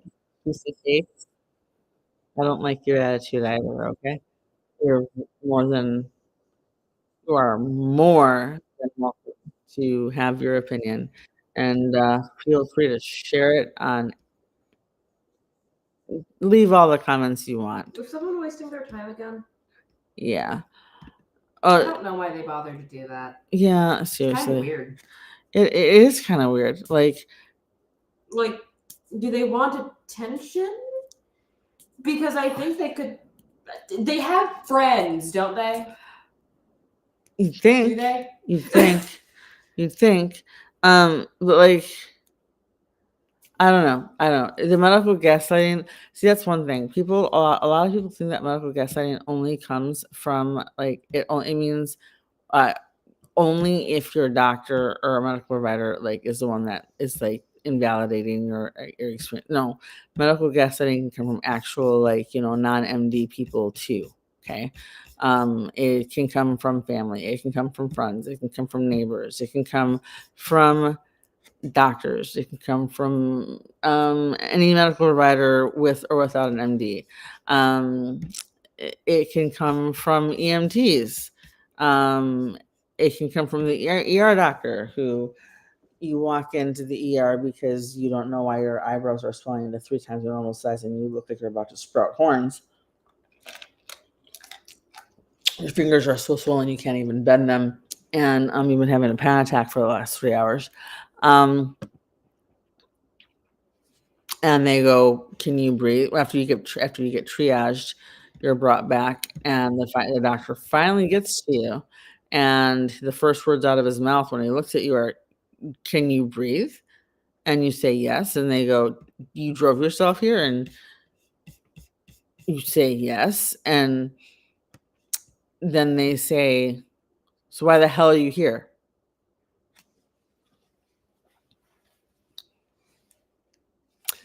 Well, thanks, Doc.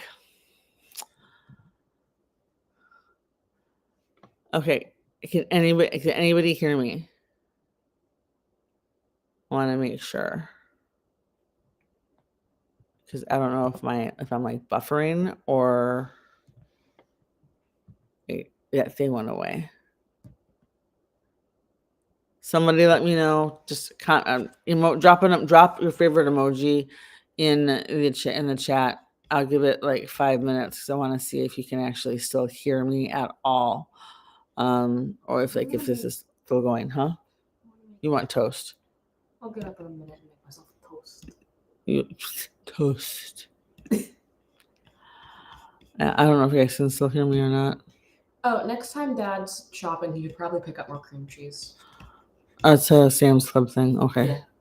Like, I can have peanut butter and jelly sandwiches or peanut butter and honey. I don't mind, but like, yeah, we should probably get more before there is literally none. I think there's like a bit of a block, and then there's like a block and a half left. Yeah, yeah, there's a block and a half about. Yeah, because you've been going through it like crazy. Like yep. Let's see. All right, I don't see anybody responding, so I'm not sure if I still see 6 people here.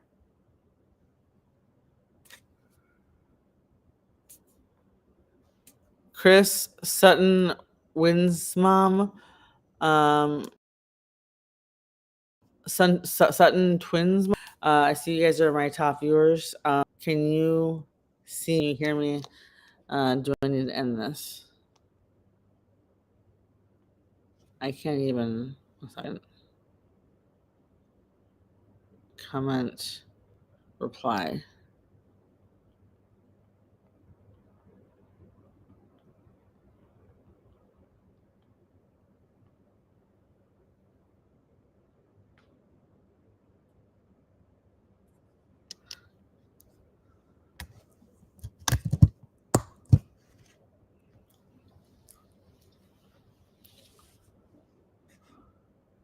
I wish there were timestamps on comments just so I could get like an idea, because I don't remember if that yes was there before or after I asked the question. Oh my god! All right, YouTube, yeah, ADHD. I have severe ADHD, and okay, cool. Wanted to make sure. Do you have any other questions that I can help? I know you wanted the prompt for the EpiPens, right? A couple of prompt suggestions for that. Is there anything else that you'd like me to try and address for the coming holidays and MCAS and stuff? And let me look up something real quick.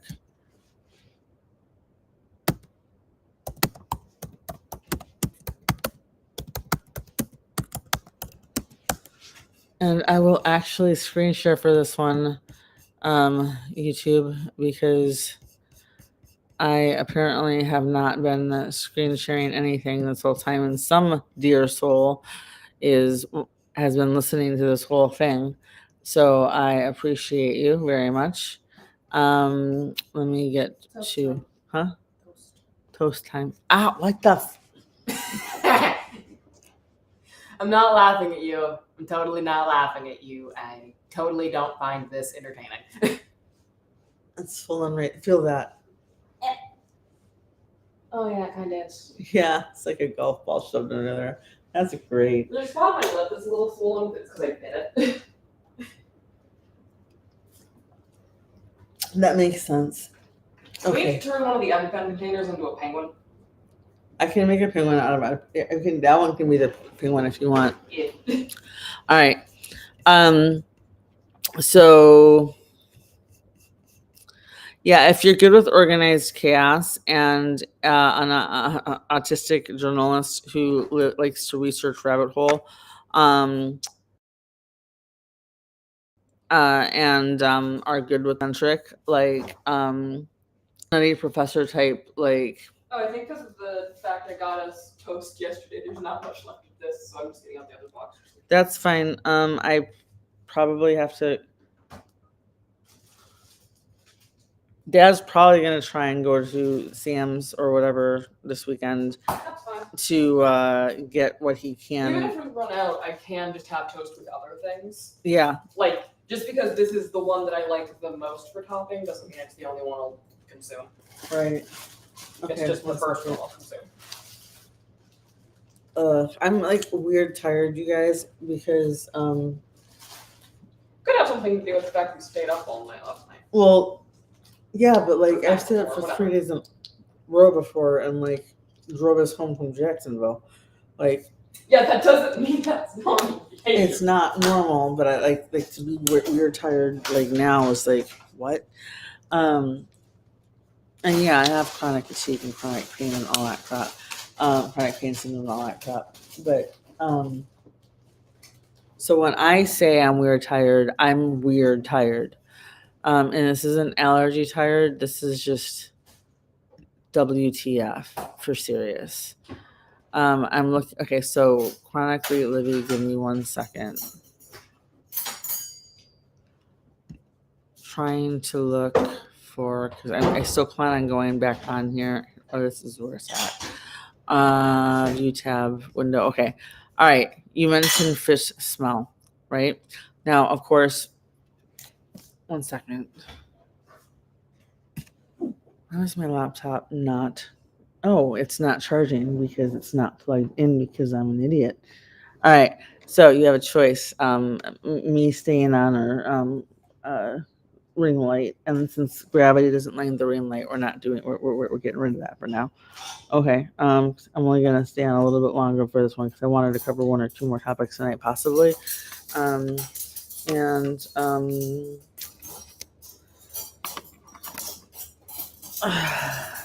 Figure out how to do a direct, shorter, succinct, proper attention span for GC cakes over on YouTube. If you wanna.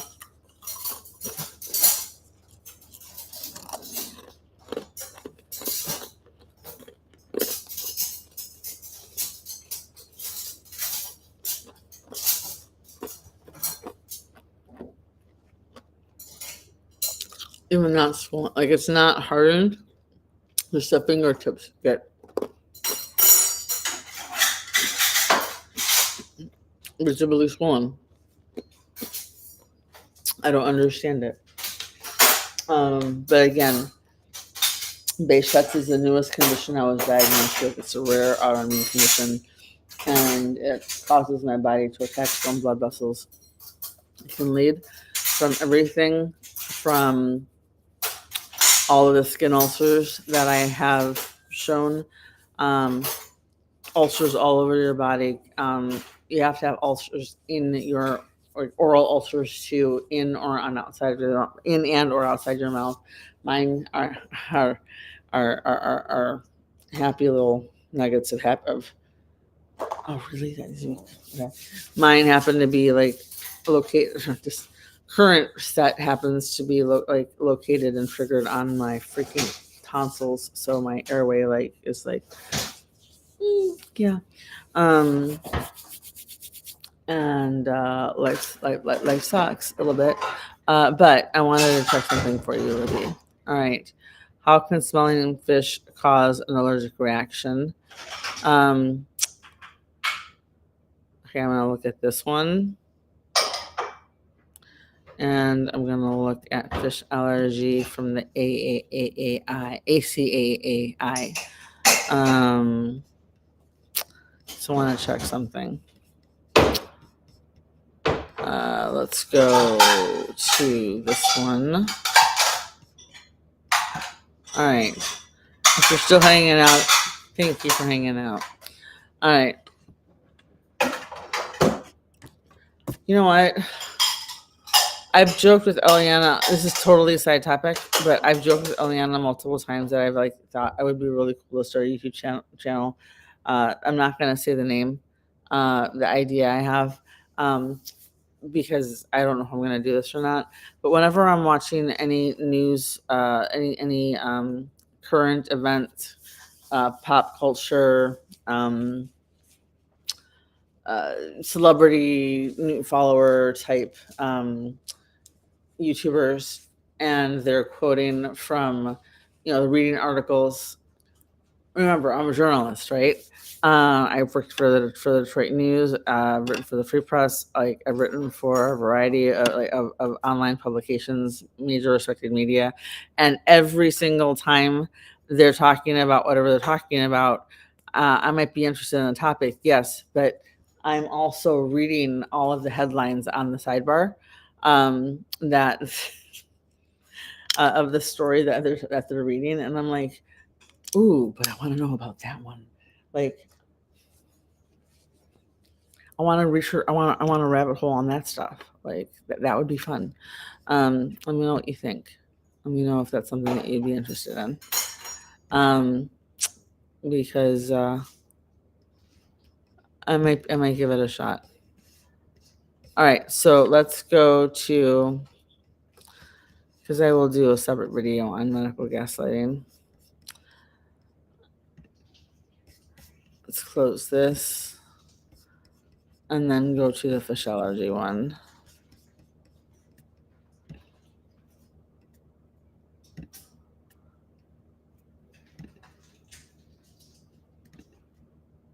Where'd it go? There we go. All right.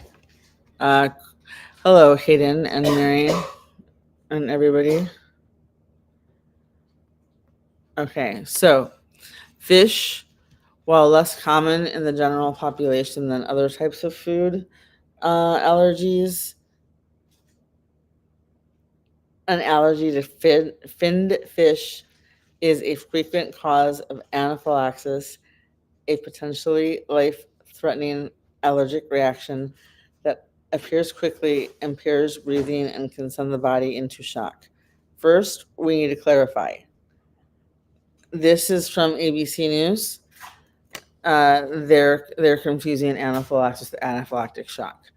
Anaphylaxis can mean that you have impaired breathing as a sign. Anaphylaxis does not mean that you won't have impaired breathing, but they're jumping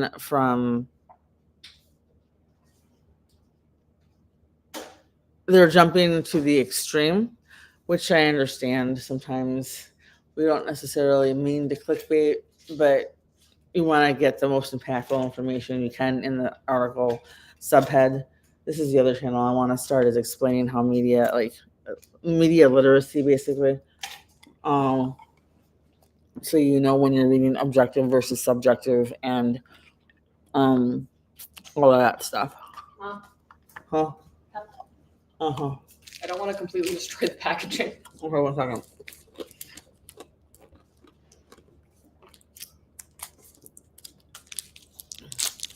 Thank you. Uh-huh.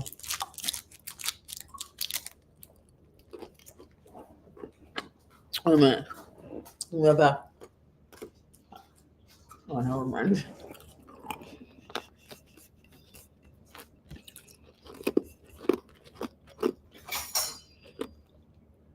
Whoever's here,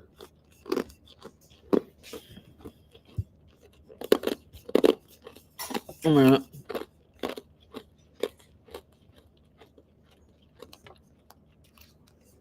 Things running out.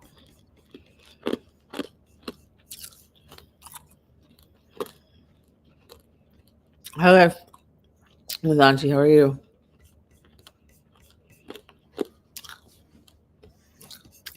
Chronically, I'm gonna answer this question for you. I'm gonna read this article for you, and then I might start a separate live. We'll see. It's been a long day, and my brain is Okay, so anyway, I don't mean to scare you, okay, Livy, but I'm going to read an article just so people understand, because your fish allergy, let me rephrase this, your reaction to the scent of fish alone is what had me Googling, not WebMD, okay, GC cakes, but had me Googling articles for fish allergy, because I know of one story where the first sign of allergies in a child were the fact that mom was cooking fish in the kitchen. He hadn't eaten anything and his lips were swelling. Okay. So, but if you're looking at the screen, if you're on YouTube and you're looking at I haven't checked to see if anybody's on that live. If you're looking at the article at the stream share on YouTube, you'll see all the stories on the sidebar where I'm like, I really think I would love to read all of these, like, and then just like it'd be a total rabbit hole, because then like every single other story would have and then you could comment in the comment section with like which articles you want me to read next, like, or like rabbit hole into more, because that's my brain. That's what I do. Okay. But please follow me and subscribe on chronicallyspicy@gmail. Okay. All right. Trigger warning. Mention of passing away of a child. Okay.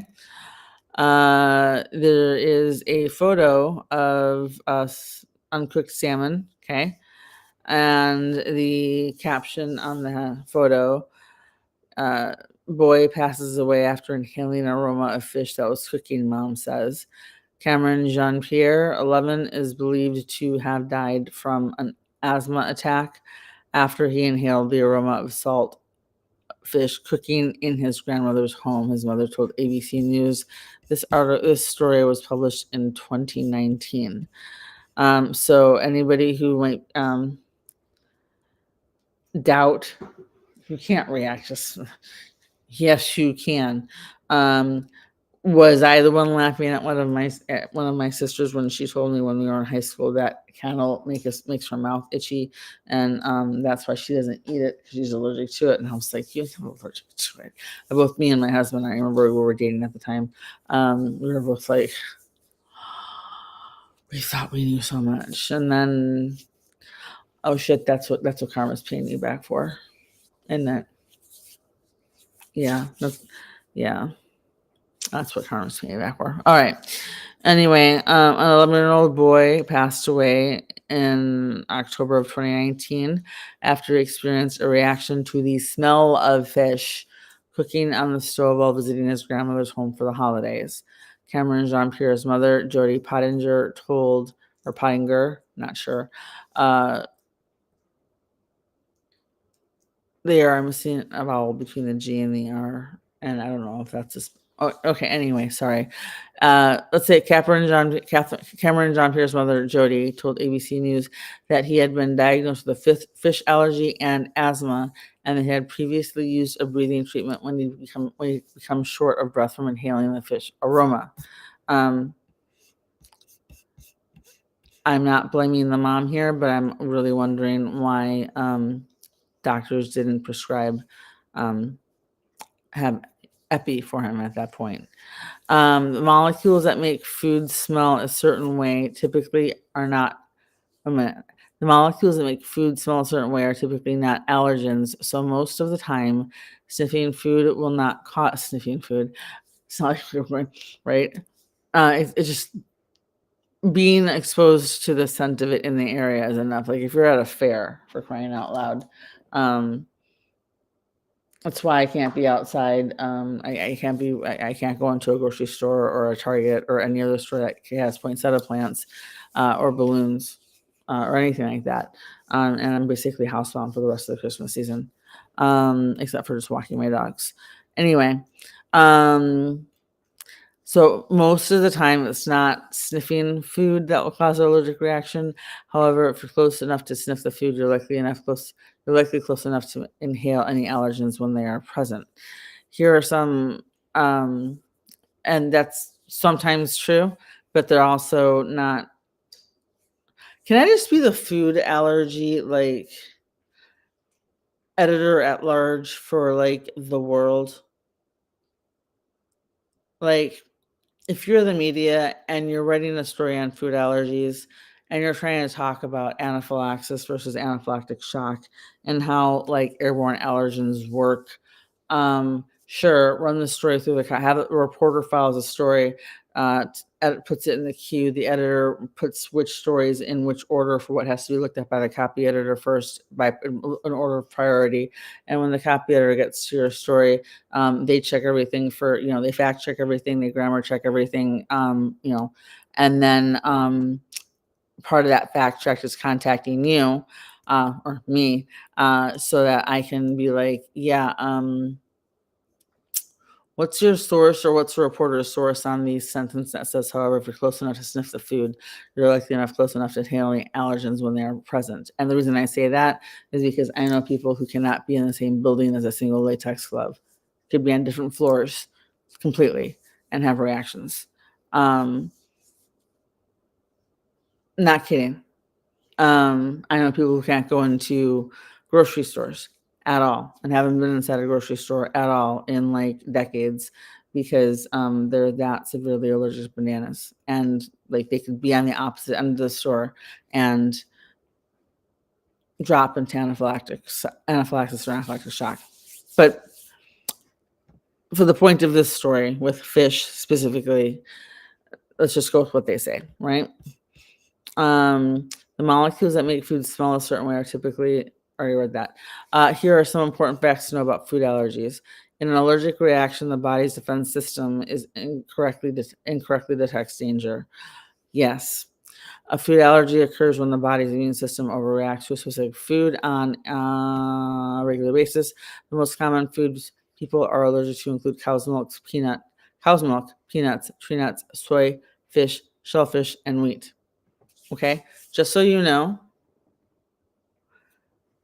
casein is present in dairy, and casein is somehow connected to latex.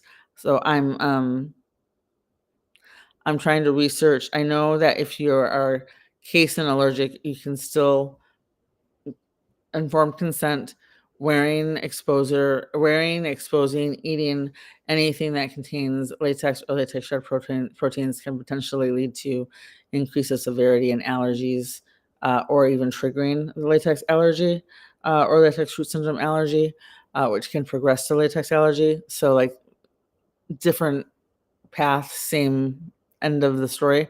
But just because you're allergic to casein doesn't mean you have to get rid of all your regular tennis shoes and high heels and sandals. You can still wear regular shoes. You don't have to avoid latex. It's possible the allergy can develop later. Okay. And let's see. So shellfish and wheat. Okay. At least 2 children in every classroom will have a food allergy, with almost a third of those children suffering from asthma, eczema, or another allergy. Food allergies in children under 18 have been increasing over time, jumping 18% between 1997 and 2007, according to the CDI, the Centers for Disease Control and Prevention, on their latest statistics as of 2019. I have a theory on that, but I'm going to need you to get me to 1,000 subscribers if you want me to share that one, because I want to do a deep dive on my theory. And I'm telling you, and I'm not saying this to be clickbaity, I'm saying this because I'm saying this as a reporter, as a journalist. The theory that I have to share, I'm sincerely talking like whistleblower level like information, and I'm gonna try and reach out to a couple of experts and see if I can get confirmation or at least get their attention. If they're willing to speak with me, and hopefully my street creds and my professional creds will get that email exchange or phone call or Skype call going, because I have a major theory, and I think, I need to, I need 1,000 email over on YouTube because I'm not doing this on TikTok. So I just need 500 more of you guys over there. Happy birthday to me, right? All right. Allergens have different ways of getting to the body, including inhaling them. Food allergens are proteins within foods that cause the body to produce a harmful response. That would be your histamines. Though they're not actually dangerous, the body perceives them that way. Food allergens often enters the body's bloodstream.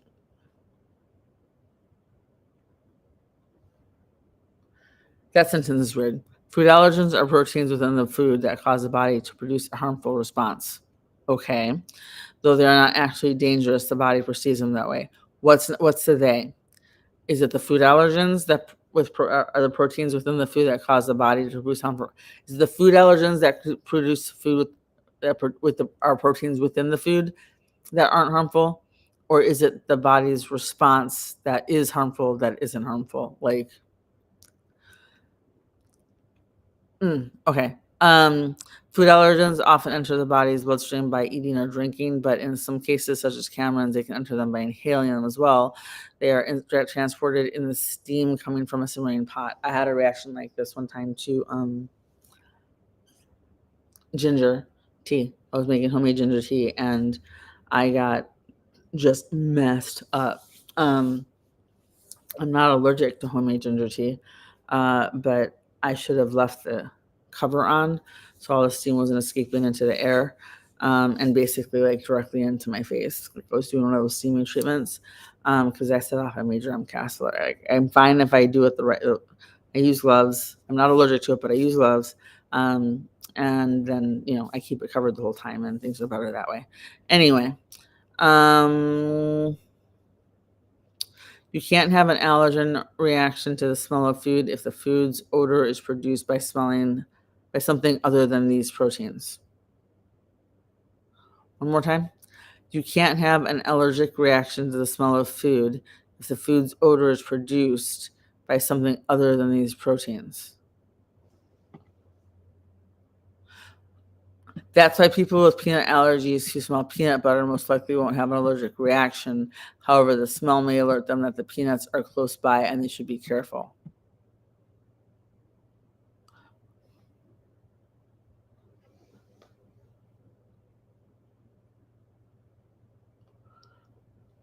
I'm processing. You can't have, Eliana, just listen to this sentence. You can't have, as somebody in my chat has anaphylaxis reactions to scents, right? Mm-hmm. Including tobacco, something else, and fish. Okay, the smell of fish. Mm.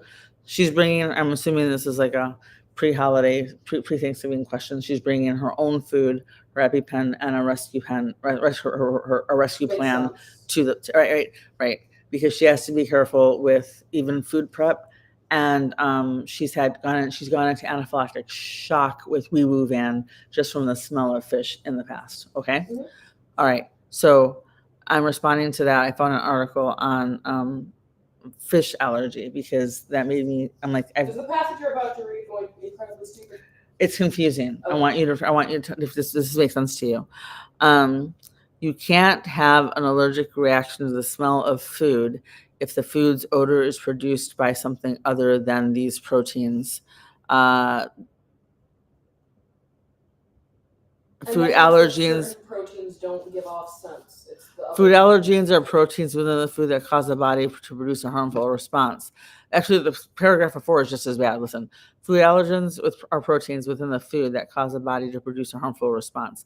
Though they're not actually dangerous, the body perceives them that way. Well, yeah, that's how allergies work. Your body Right. decides Okay. So to be a those jerk two about things sentences that actually, right? Those two sentences contradict each other then, because even though, How are you going to science speak so hard that you unscience the science? right? Because basically, look, that's like saying, okay, I got it now. If the proteins in the food can produce a harmful response in an individual who is sensitive to that particular trigger, then whether or not the proteins that produce the food odor are actually dangerous to They're still the going to public, the and odor, aren't they? then it's dangerous to the person who has the allergy. So Okay, I that's know not everything's going to be airborne regardless, but if the protein is in the thing and you're allergic to that protein, is it not going to be in the odor of the thing? yes. Okay.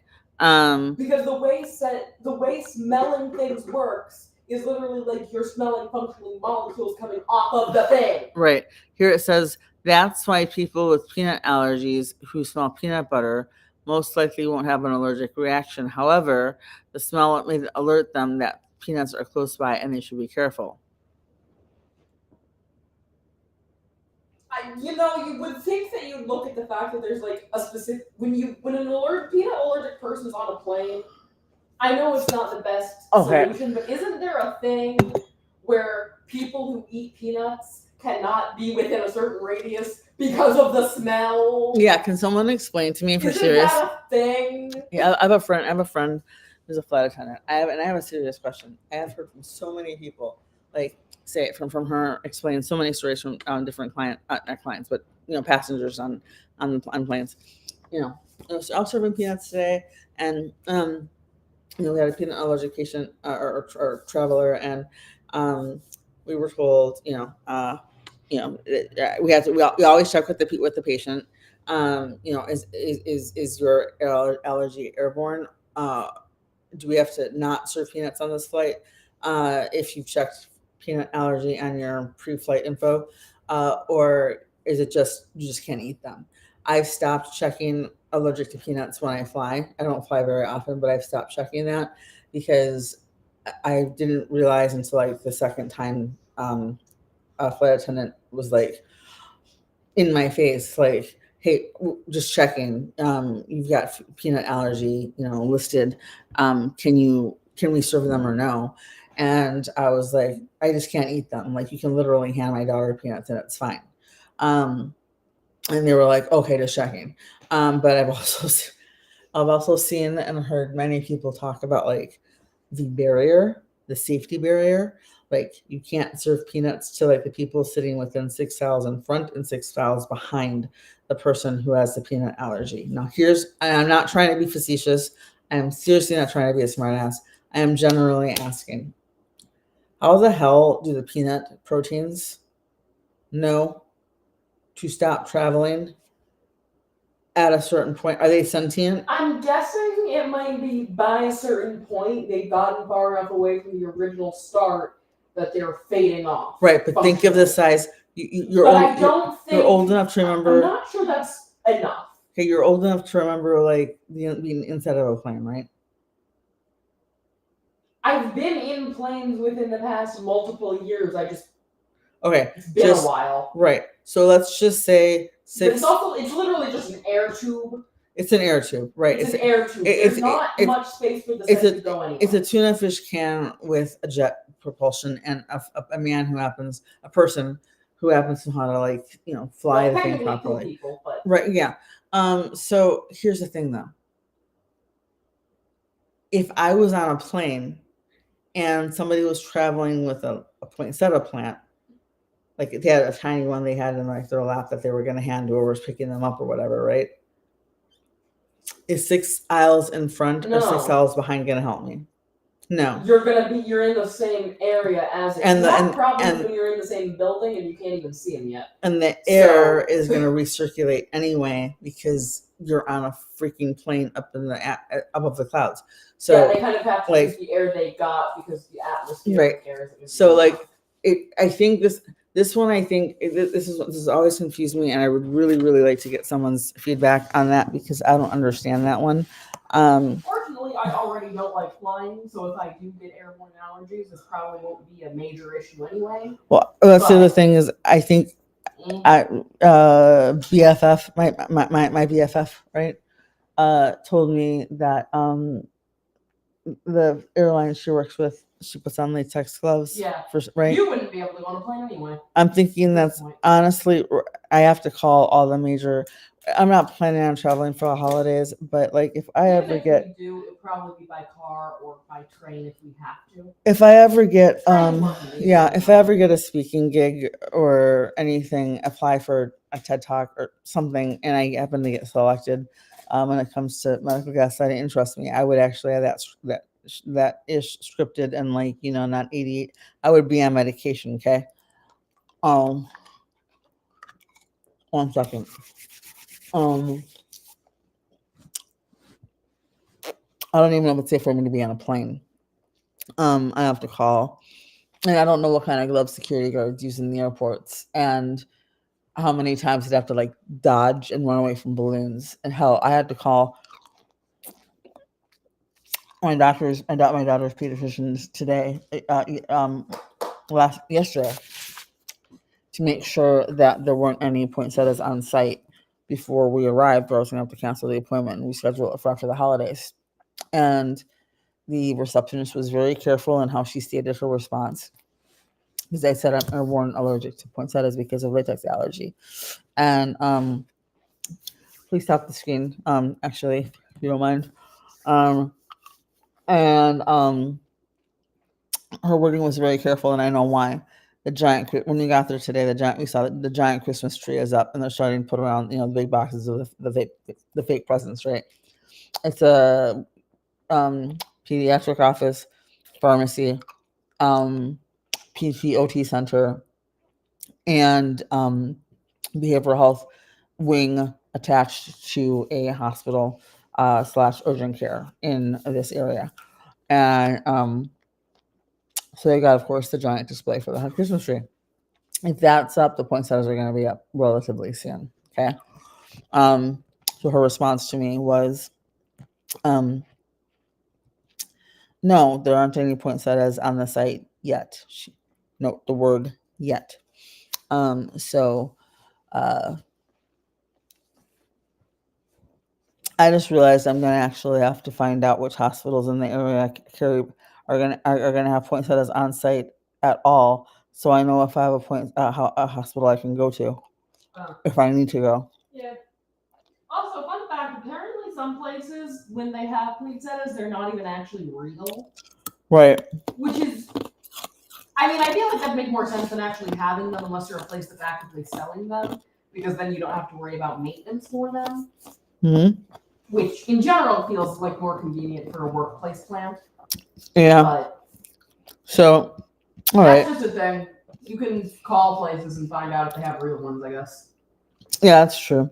So yeah, poinsettias are a potential latex cross. Okay, sorry, I'm bubbly because I'm twitchy, reacty, and I want to go to sleep, but I don't want to go to sleep because I know I'm reactive, and I want to make sure I can see. Now this spot right here is getting swollen and rock hard, and that was yesterday's, and that part swollen too.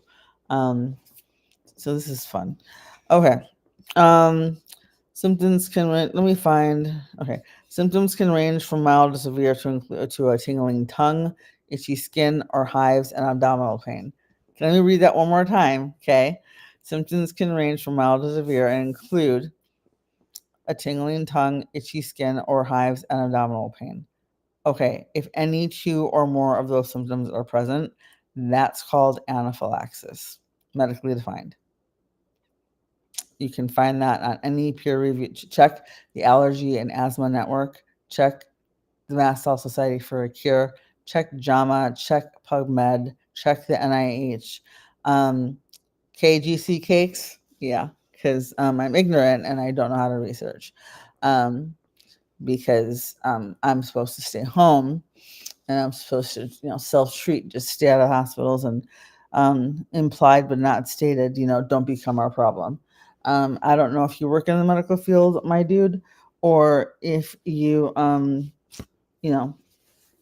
just have an issue with people who are chronically ill with rare conditions or chronic illnesses that are poorly understood by people who don't bother to educate themselves and look into these things. Trust me, I understand. I used to be just as close-minded as you before God smacked me in the face with the karma stick and said, guess what? You have everything now. I learned my lesson. Hopefully you don't have to learn yours. So, because I wouldn't wish this on anybody. Anyway, allergic reactions are different for everyone. Symptoms can, if you want, I'm on YouTube, Chronically Spicy. I had a viewer, GC Cakes, commented on a video that I had posted to YouTube from TikTok. It was at Lip Sync, and it was the one where I said it was like it was one where I was like, hey, maybe I did the lip sync, or maybe if I wait a little bit longer, an F will fall into my hand and I can give it to you. And the screen wording said, when doctors are irked because the patient knows more about their chronic illness than they do. Because trust me, there's some fragile egos hiding under those coats. And it happens, it's men and women. It's not just male doctors. It's not any specific race of doctors, ethnicity. I've had people tell me this is why I only look for Black doctors, or I only like sign up for women doctors because they're more empathetic. And I'm like, no. I'm both. I'm mixed. I'm female, and trust me, I've had some queen bees. Okay. All I'm saying is that yes, it doesn't not make sense to go and find a doctor that is a part of a community you also are, or part of a group you also are, because they are more likely to understand individual experiences that come in with that, just like by default. However, there is also the thing about how mean girls in high school who don't grow out of it become either like teachers or nurses. So if they do that, all I'm saying is it is not improbable that your doctor isn't going to be any better. Yep. I have two of my worst, three of my worst medical gaslighting doctors were a male psychiatrist who was of, I don't know what the full group terminology is for this. Like you say Latino for like anybody from a Latin country or Latin culture. This doctor was Arabic or Islamic. Something from that general. Something from that general region. I don't want to say it the wrong way. I know there is a term. Yeah. Which is what annoys me. And I can't think of it. It just occurred to me that that's one of the ones I genuinely just never thought right, about. like anybody from. Because I've never heard it. Right, like anybody from from Japan, Korea, they're Asian, yeah. Right? Like, I know the general terms for a lot of things. Like if you're from like one of the Americas, right? You're American technically, and so usually people will add the qualifier of whichever one it is. Right. Like so. Anyway, I had a a medical gaslighting psychiatrist who was of another ethnicity, American born. I don't care. I could tell he spoke a second language too, though. So like people have picked up on my Spanish when I just from speaking English, whatever. He was horrible. He was absolutely horrible. I had and then I had a Black doctor, two Black doctors, female and male, both gaslight the absolute hell out of me. And then there was the first one was a YT dermatologist. Also, you do have to take into account that some of it may genuinely, it might not even be like, oh, this doctor's bad in general. It's just you have things they don't understand, and their ego can't deal with that in a proper way, and they want or need to be right. And in any other situation, they'd be great. So like maybe you find a doctor that is of this group that everyone thinks is great, that you at first also think is great. That does not mean they're going to stay that way. Well, somebody else, one of my mutuals, the invisible diagnosis, brought this up. All of it's entirely situational. Well, I screwed myself over with the current doctor, who is also Black, by the way. And again, I'm only bringing this up because I want people to know, do not base, if you're chronically ill, do not base your search based on a specific gender or a specific race or specific skin tone, okay? Because tan or not, you might be more comfortable with, that does not exclude the Right. possibility that they still will not. right, encourage. tan or not, you need to go into the support groups for the condition that you have and get recommendations for doctors within your traveling like budget, distance, hotel, whatever. And find a doctor who understands your condition, is aware of how the condition can be treated, misconceptions associated with the treatment, with the diagnosis, how to diagnose. Like that matters more than anything else when it comes to these conditions, especially when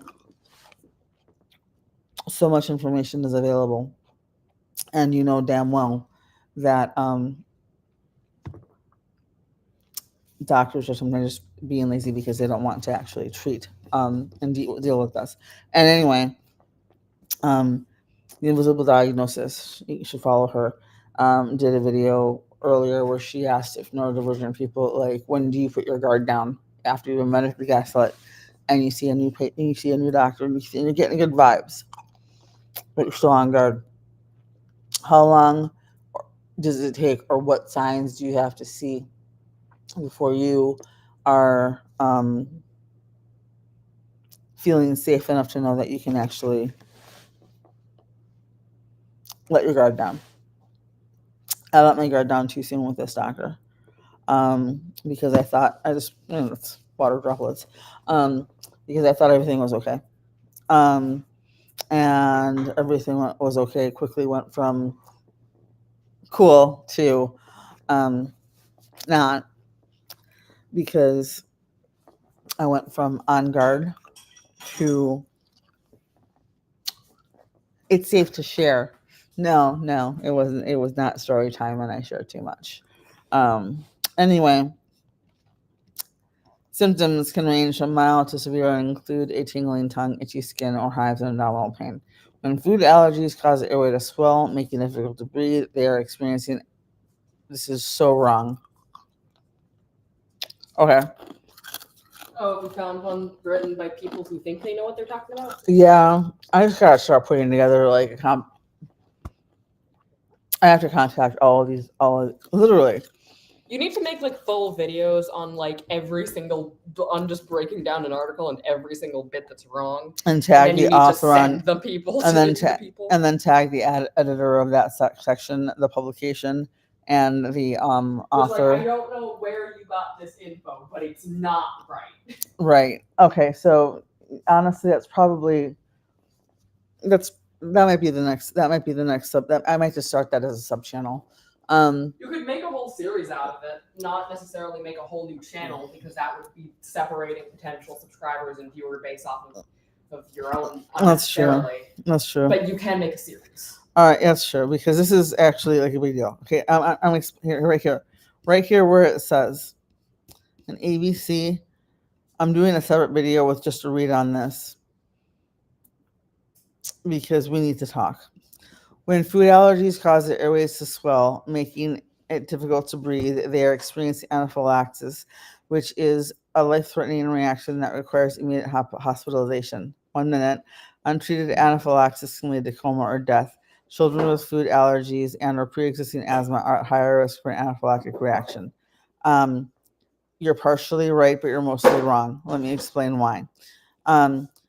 When food allergies, I'm breaking this down sentence by sentence. Hey, High Life with Auntie again. When food allergies cause the airways to swell, making it difficult to breathe, they are experiencing anaphylaxis, which is a life-threatening reaction that requires immediate hospitalization. Number 1, I'm going to fix this for you. When food allergies cause the airways to swell, making it difficult to breathe, they're starting to experience, it can be anaphylaxis, right?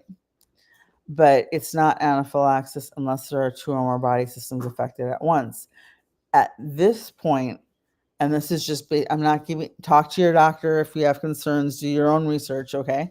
I'm not giving medical advice. I'm just telling you what I have learned, reading all the peer-reviewed medical journals that I've read, doing all the research that I have, because I have over 150 documented allergies so far, environmental, food, and or otherwise, and medications. I just learned this week that only laundry detergent that was safe for me actually isn't, because it had not occurred to me to check the brand names website, and the food ingredient list did not state that it was safe on, or nothing food ingredient, the ingredient list on the package did not say it was safe, or did not anything that wasn't safe. Bottom line, I also learned that I'm having was having cross-reactive reactions to, cross-reactive trigger reactions to the unrealized coconut allergen derivatives in the Target Good and Gather brand cottage cheese, and that I was also having allergic reactions to monk fruit and stevia, because stevia is in the ragweed family, and the ragweed family shares proteins with latex, and monk fruit is a member of the gourd family, and gourd family is a cross-reactive reaction, is a cross-reactor for latex, um, which probably means I shouldn't do pumpkin pie. All right. Anyway, so back to, huh? Oh, shut up. Okay, so back to this. When you say, and this is here's my example, because I'm breaking down the sentence right here.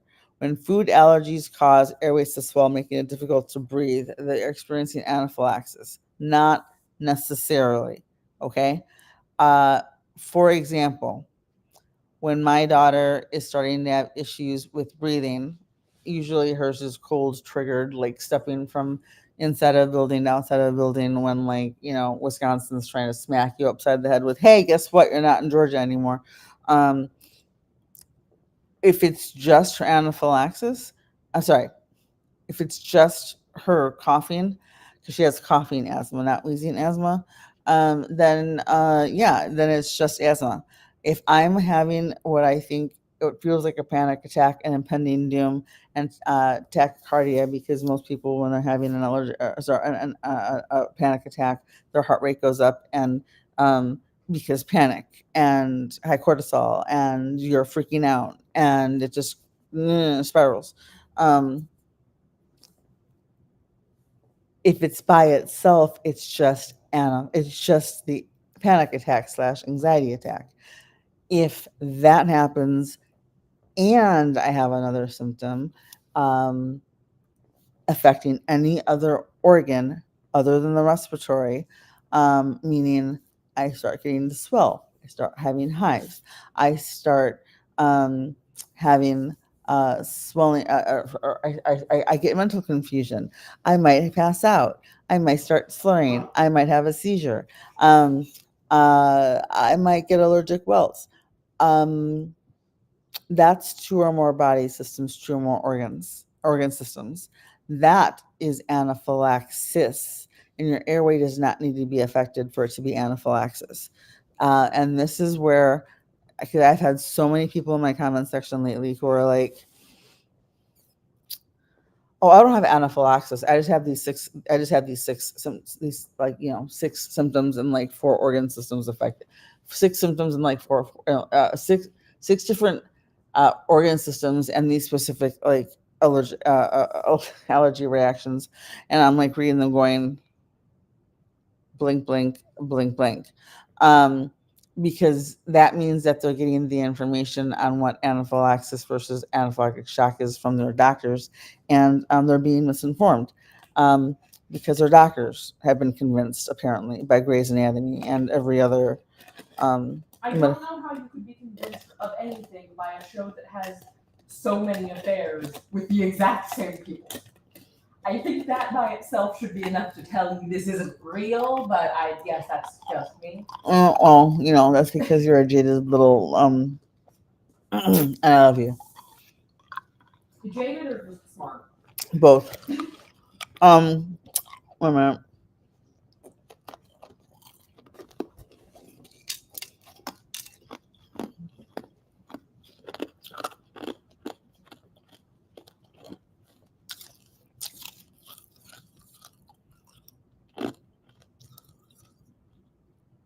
When my tongue starts doing funny things for a salivary gland, and I chew ice because chewing can help salivate, help like help start. Hi, how are you doing?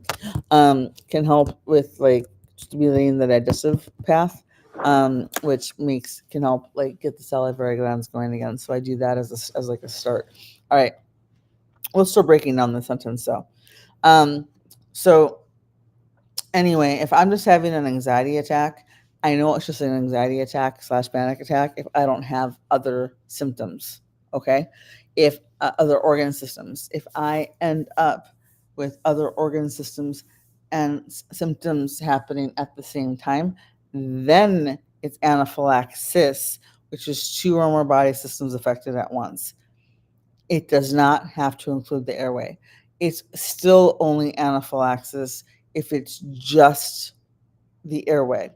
It's life-threatening anaphylaxis at that point, and you and and you're on your way to anaphylactic shock because once your airway is affected and your O2 levels, your ox levels start going down, um, your blood pressure is gonna like eventually like be like what the hell, and yeah, you need if your airway is affected, it doesn't matter if you have how many other symptoms you do not have. You get thyself the self to the emergency care, but untreated anaphylaxis can lead to coma or death, possibly if the untreated anaphylaxis.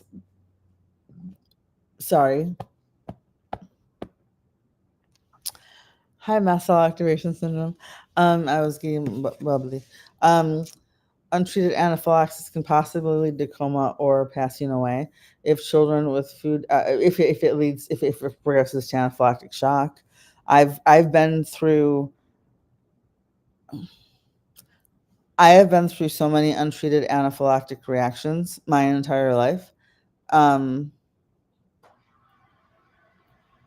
I don't even know how many that there have been. I I don't. Looking back as a kid, I now know I was having anaphylaxis to certain things like being in a swimming pool. Think about it. If you have latex allergy, um, swim goggles, swim caps, and bathing suits and flippers, and a lot of other scuba gear and like pool toys are made with latex. And spandex on bathing suits contains latex, right? If you're not everybody with an latex allergy has an issue with spandex, but like we're talking actual natural rubber on like the flippers and the goggles and all that other stuff, right? Um, it's basically latex soup with people in it.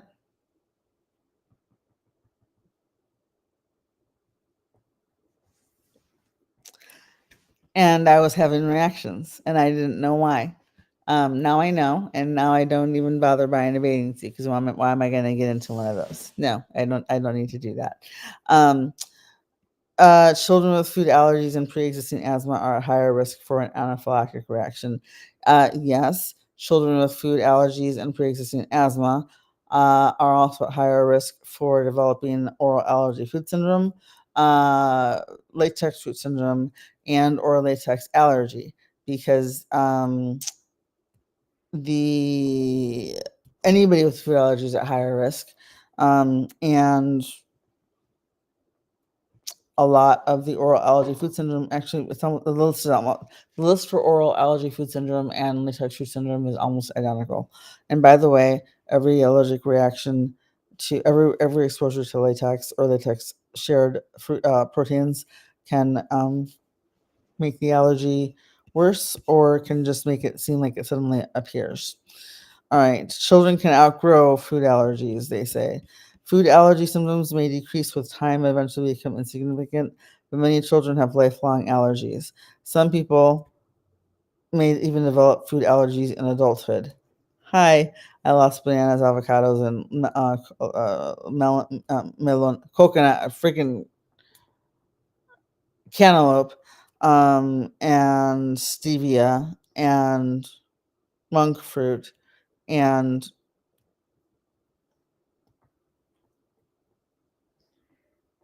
I can't have nice things anymore. Um, all since my daughter's been born. She's 17. Everything I just listed was in the last 6 months. The likelihood of outgrowing an allergy depends on the allergen. It's more common to outgrow egg and milk allergies and less common to outgrow peanut allergies. That's because egg and milk allergies are not related to latex. That's my theory, at least as far as I know. I will double check that to be sure. Also, I think there is a biological thing that, technically speaking, humans aren't supposed to consume milk after tiny baby form. But everybody looked at that fact of biology and said, "No, I actually like it. Screw off," and ignored it. Yeah. So, that might also have something to do with it. Possibly. Food allergies can still cause severe reactions. Food allergies are unpredictable, and it's impossible to know if the next reaction will be mild, moderate, severe.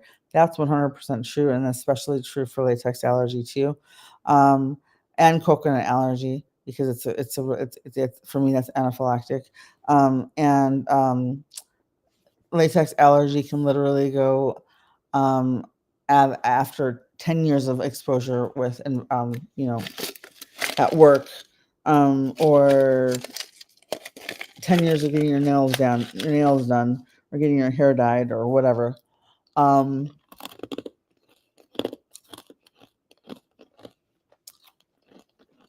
You can suddenly become allergic. It's not suddenly. It just feels like it is.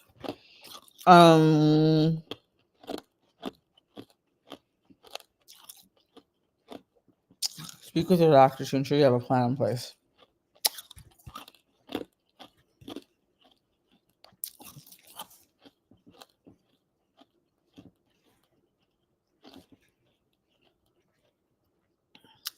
Okay.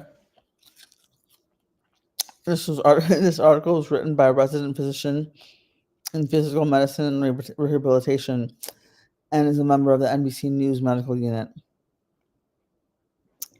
1 minute. ABC. Did I say NBC? It's NBC News. I am going to open a separate window later and see if I can contact the ABC Medical News Unit and see if if we could arrange a meeting.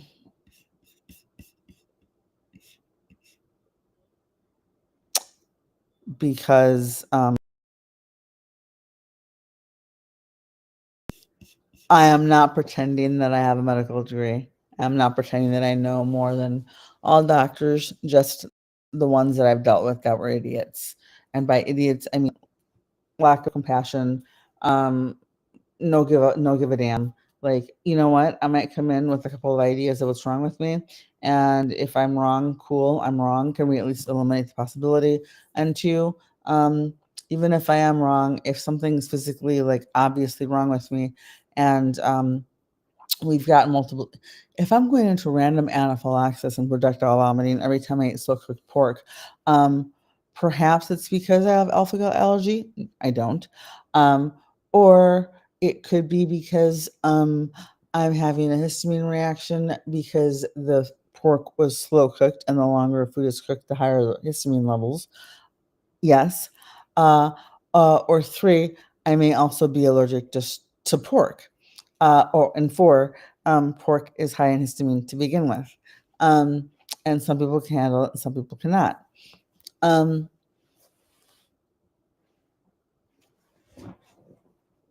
Yeah. Guess what we should have figured out a long time ago. Okay. Anyway, that is it on that one, but I'm going to be calling, or not calling, I'm going to be reaching out to the ABC News medical unit people and be like, all right, I just have to figure out how to phrase this so it doesn't come off as completely obnoxious. And I need to script this one. How do I explain to people that they may be wrong when they have a medical degree and I don't? Cite every other medical journal known to man. Yeah. Maybe I should start a Substack, seriously. I don't have to get more views than ABC, but like, this is why people who should be carrying EpiPens aren't carrying them.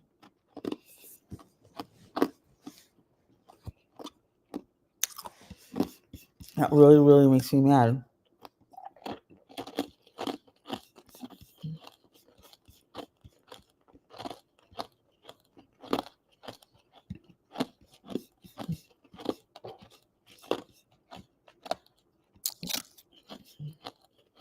Okay. Yeah, we're talking about fish still because I'm like, fish? You're watching the You Have Control Live Action with the Joker fight. Mm-hmm. The big muscle man when he was at 100%. Yeah. They made it really accurate to the anime, apparently. Oh. He's ugly. Oh. He's fine in every other form. I would just like him to not look like. I mean, literally, it is like malformed amounts of muscle, technically. I would like him to not bat, please. Okay. This is from. Don't mind me, I'm watching anime in the background. Yes. This is from an allergist. Final relief information from the American College of Allergy, Asthma, and Immunology. I want to talk to them too, seriously, because like there needs to be like patient to patient peer support for like. All right, I lived through a bunch of this crap and I've researched more than I need to because quite honestly, I figured out every single allergen that I have. This is gonna be a separate video, but I have I can't take any. I only have one H1 and I have one antihistamine that I'm not allergic to. Period. I found that out this week because I'm working on my full allergy list, individualized, and not one doctor, not one compounding pharmacist who is making money off of the. Huh? He looks like a messed up Geodude. At the same compounding pharmacy making my compounded loratadine for H1, famotidine for H2, and Benadryl capsules. I could never figure out why the Benadryl did nothing for me. Like literally did nothing. I was on 50 milligrams 4 times a day. Did nothing. I like literally stopped taking it because I was like, why am I spending stupid money on Tic Tacs? I found out last summer from an allergy from a hello meow girl son, how are you son I can't hello and Evie hey you thanks for the like. I found out this summer because I'm allergic to my main allergens are ethylonadiamide dichloride. I have a playlist on YouTube and I will be adding to it. I'm allergic to latex, which makes me allergic to a bunch of things, including crocus flowers. Do you know what crocus? You know why that matters? And poinsettia plants. Want to know why that matters? Crocus flowers are made to are a basis or a base for the for the corticosteroid called colchicine. Colchicine. And it's prescribed often for people who have Behçet's disease. I flat out told the the rheumatologist when I was being examined, I'm going to be allergic to whatever medication you prescribe. And she was like, no, you're not. You'll be fine. I was like, what's this treated with? She said corticosteroids. I said, I'm going to be allergic to every single prescription that you throw my way. And she was like, you can't possibly be. And I said, I'm allergic to ethylonadiamide dichloride. That makes me allergic to all corticosteroids, latex, and a bunch of other things. And I have to find out from my compounding pharmacy if there is a safe one that they can compound for me. And lo and behold, I get my blood work back Behçet's disease is confirmed, and Dr. Girl forgot that we had a conversation and just puts colchicine in there as the recommended medication. I can't take it. I can't take it. I called my compounding pharmacist here, and they were like, "Yeah, we can make you one of three." Like we went over all my allergies, and she was like, "Okay, we have three options for you, and we can get started as soon as we get a prescription." I'm still waiting on a freaking prescription, and I've been here since August. Anyway. All right, so let's just finish this one up here. Do you suspect that you developed a fish allergy?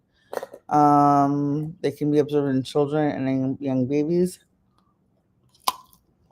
Wow, shocking! An allergy can be observed in a child. I know. Who would have ever guessed? Shocking. This is a shocking revelation. I am bewildered. Flabbergasted even. Like, I know why they specify it, but it still just sounds silly.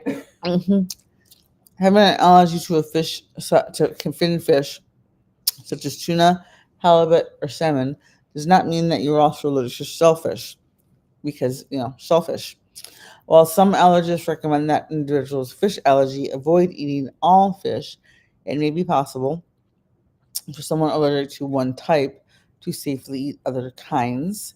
If you're allergic to a specific type of fish, your allergist can help you determine whether other varieties may be safe to eat, so you can take control of your fish allergy and start to enjoy life again.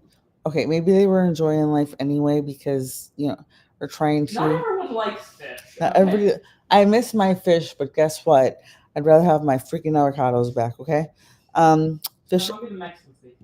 Huh? That might be the fact that you're Mexican. I don't know. Well, it was a Mex. It was also like I could literally have just lived off of keto, freaking avocados and eggs for keto and been like fine, but no. That first have to be high in histamine and full of latex reactive. I'm angry at them. Okay. You're angry at what are they? Fruit? It's a fruit. Okay. It's a Mexican fruit. You're angry at fruit? Yes, I'm angry at fruit. Okay. Fish allergy symptoms. It is weird that I never realized that they never fully connected to avocado was fruit. I think I kind of knew, but I didn't look at anything. Yeah. So symptoms include high skin rash, nausea, stomach pain, indigestion, vomiting, diarrhea, stuffy or runny nose and sneezing, headaches, asthma, anaphylaxis. We have to fix this. Who the hell is this? This is the American. Was this baby's first paper? The American College. Was this a school paper? The American College of Allergy, Asthma, and Immunology. Okay, one second. We have to. Here's what we're doing. Let me finish reading these two parts. Okay. Asthma. You know what? I'm just gonna start rewriting. That's the. I'm just gonna rewrite. Take the part that they have and rewrite the part that needs to be fixed. Redline the hell out of it. And basically become like a really aggressive English teacher. I'll be the editor. Very specified. I'll be the editor no one hired, and start to get their attention because this is wrong. Okay, it's right, but it's wrong. It's true. Hey, hi, Life with Auntie. It is true that hives, skin rash, nausea, stomach cramps, indigestion, vomiting, diarrhea, stuffy nose, runny nose, sneezing, headaches, and asthma are all signs of allergy symptoms, and in this case, fish allergy symptoms. But under the same list, it lists anaphylaxis as a separate symptom. Less common, a potentially life-threatening reaction that impairs breathing and can cause the body to go into shock. No, that should have been your clue right there. Anaphylaxis is two or more body systems affected at once. Meaning, a whole different thing. Right. It's like that, but bad. Meaning that if you have hives and nausea, if you have stomach cramps and a runny nose or cannot stop sneezing, And I don't care how benign that sounds, but if you're cramping like you're about to start your period, or you might have had too much at dinner, or your nose is like running so badly and like instant and is impossible to handle, like you literally just turned a faucet on, and you have any other symptom happening, like a headache you can't explain, or your asthma is kicking in, and you have any other symptoms, guess what? That's anaphylaxis. Two or more body systems affected at once is medically defined as anaphylaxis. You do not have to have your airway affected, and you do not have to have low blood pressure. Uh, it is anaphylaxis. Okay.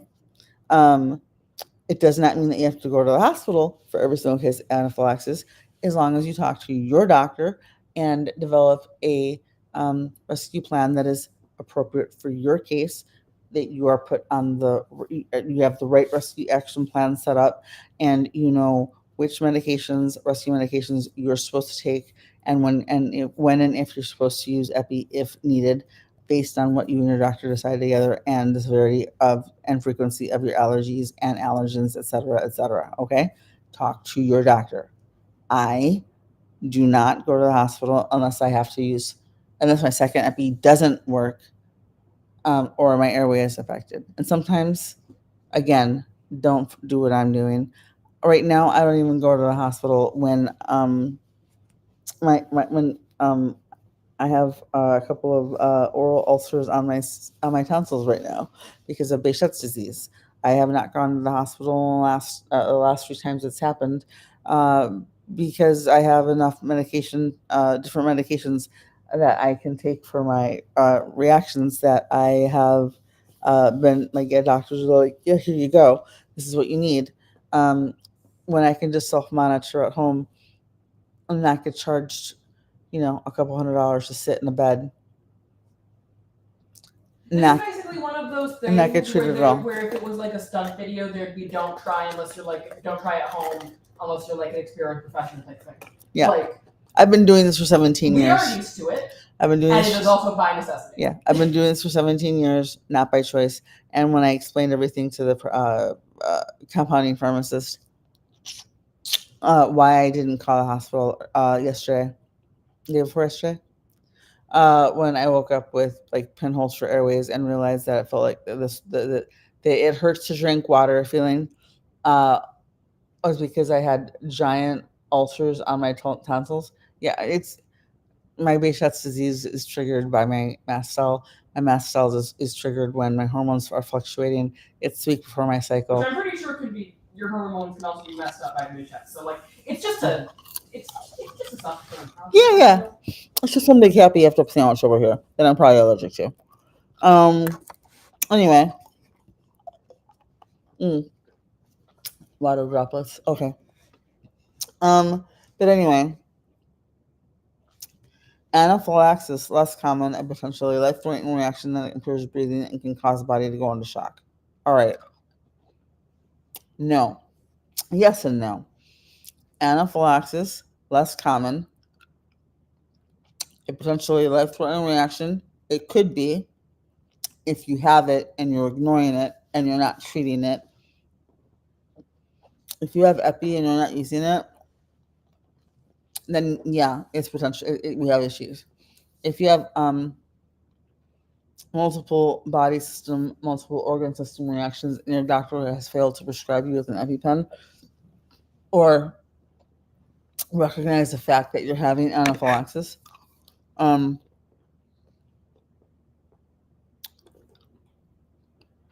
would have a talk with them as fast as possible, because I had someone in my comment section just last week be like, no, I don't have anaphylaxis. I just have these six reactions and like 4 body systems affected when I have reactions, but I can still breathe just fine. That is so much more than the required. You went for extra credit, my guy. That's what I used to say. That's what I used to tell people. I'm not having anaphylaxis. I'm just having my fingers are swollen. My heart is racing. I'm sweating. My heart. I just said that already. I'm having a panic attack, impending doom. My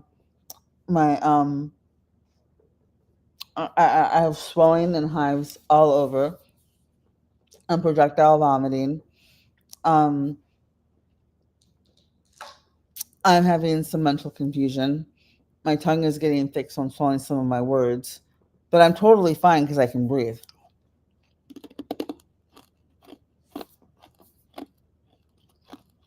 Basically, moral of the story: don't take medical dramas seriously at all ever.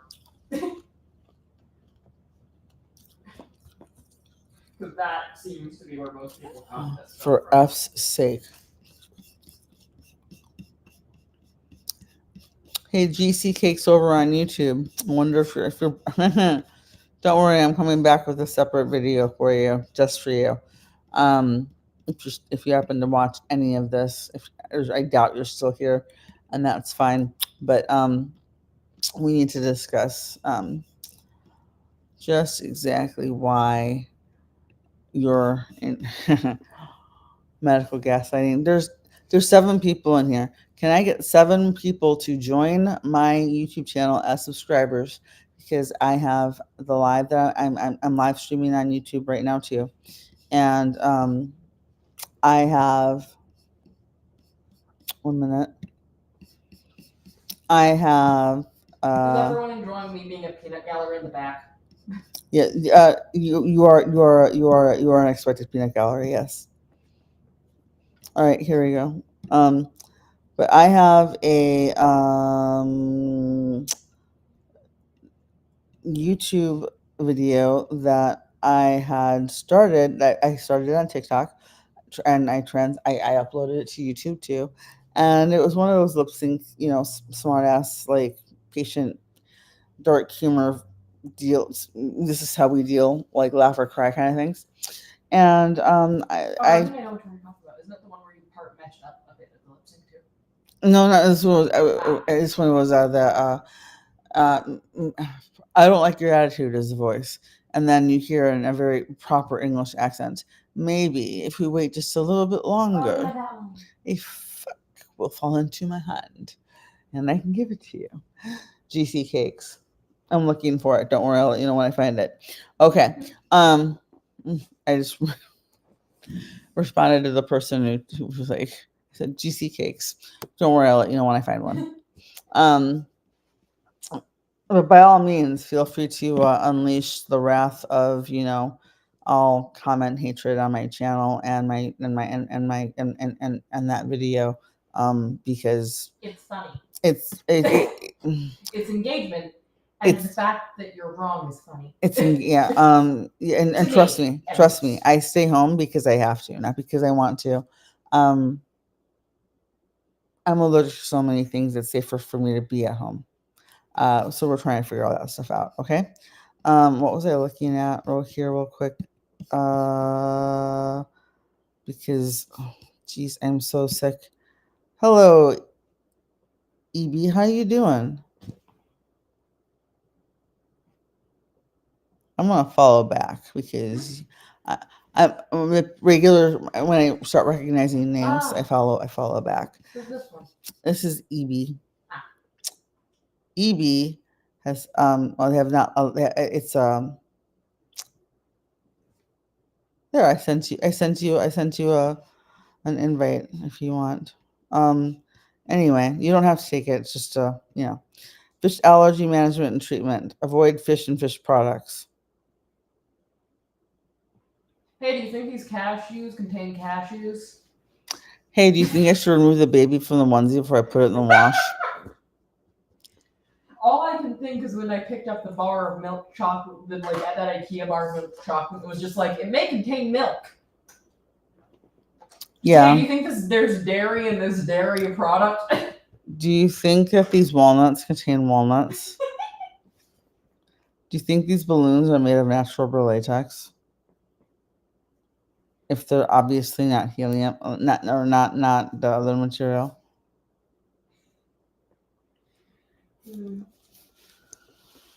Oh, my sweet Jesus. Okay. Anyway, also read food labels carefully. By the way, I'm sorry right now. Fish allergy management. Be very careful with Asian food. This is not a racial or a cultural thing, and I'm saying that for the slow kids in class, because the last time me, a first generation American with a tan who grew up eating a bunch of stuff that nobody I know would have wanted to try when we were kids, no matter what their. Didn't you try cow brain once? Huh? Didn't you try like cow brain once? Yeah, Widow put cow brain. We grew up at Beefhead, full goats. PETA, come for me.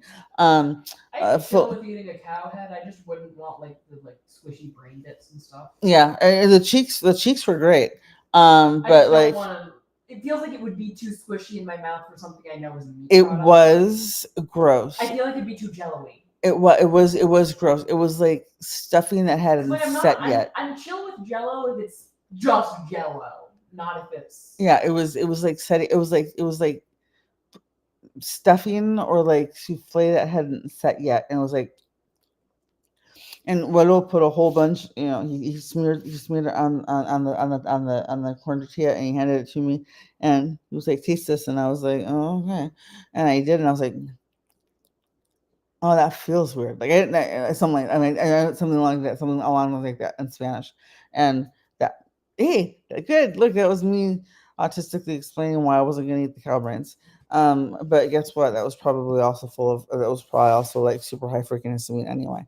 All right. Treat symptoms of anaphylaxis with epinephrine, adrenaline. Guess what? You're contradicting yourself because if Didn't it? Okay. Okay, fine. American Academy. We need to stop these. Just the sky is blue, but no, it's red. Shut up. Well, it depends on where this.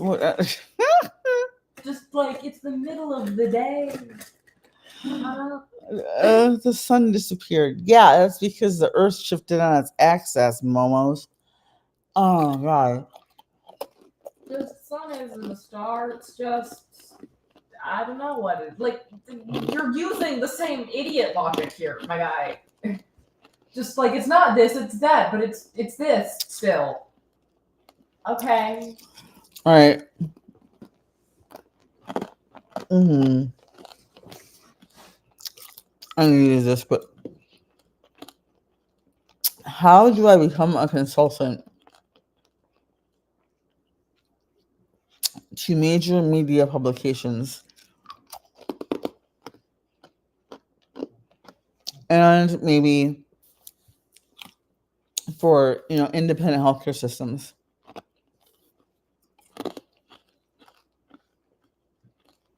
To correct this information that's available out there.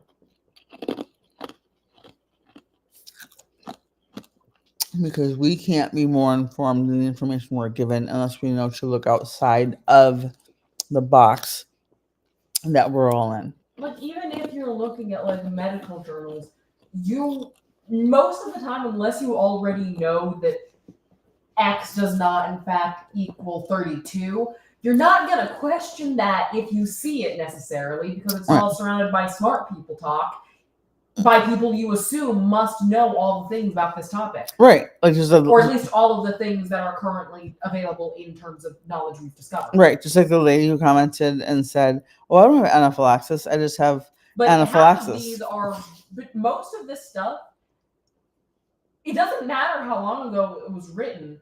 All of the stuff it's discussing is stuff that's been known for a long time if you look at other medical journals. Mm-hmm. So they're just, and it hasn't been contradicted by any recent ones that are actually delving into it. So they're just wrong, factually. Yeah, we need to fix this because there is an actual difference between anaphylaxis and anaphylactic shock. Anaphylaxis can progress to anaphylactic shock. Sometimes, if the reaction is bad enough, you can go straight into anaphylactic shock and like totally bypass anaphylaxis, like you're playing Monopoly and forgot to pass go and collect $200. Okay, but if people don't have this explained to them properly by their physicians, because the physicians, the medical providers, the nurse practitioners, their whatever, if the person that they're going to for medical advice doesn't know how to explain the difference. And all we have is what they told us and reruns on Netflix of ER, Grey's Anatomy, and House and other medical dramas. I can't think of, excuse me, I don't care, I'm bubbly.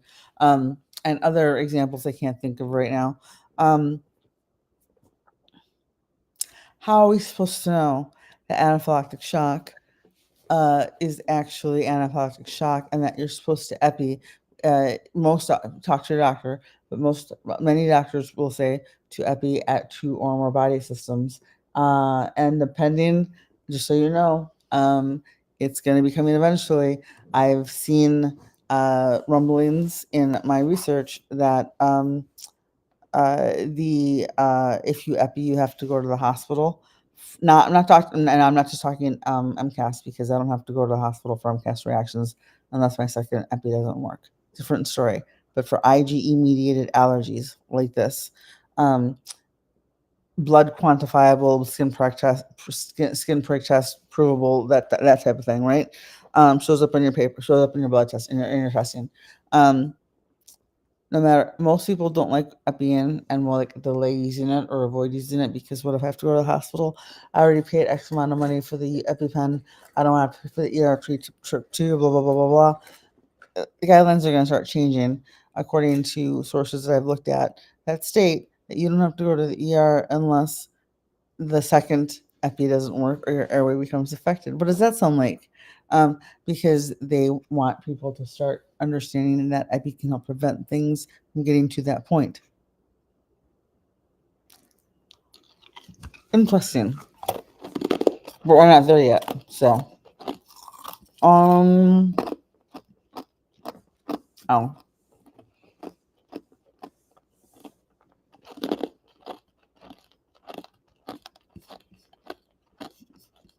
One minute.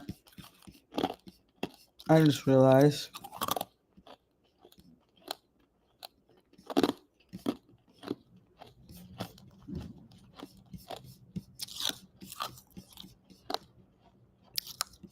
There.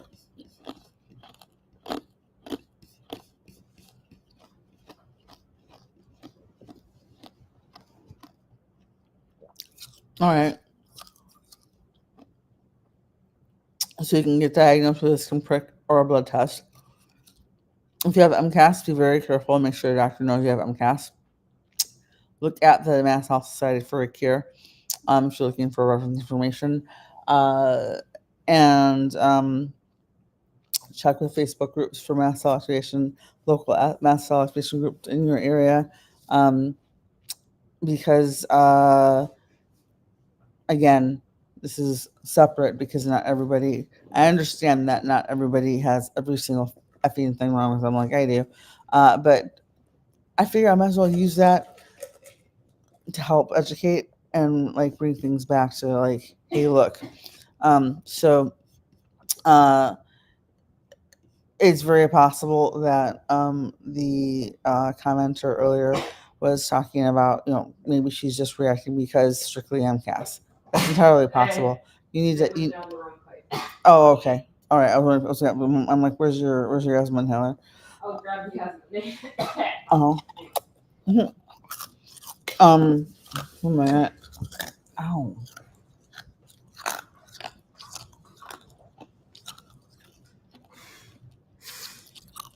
My right eye hates me right now.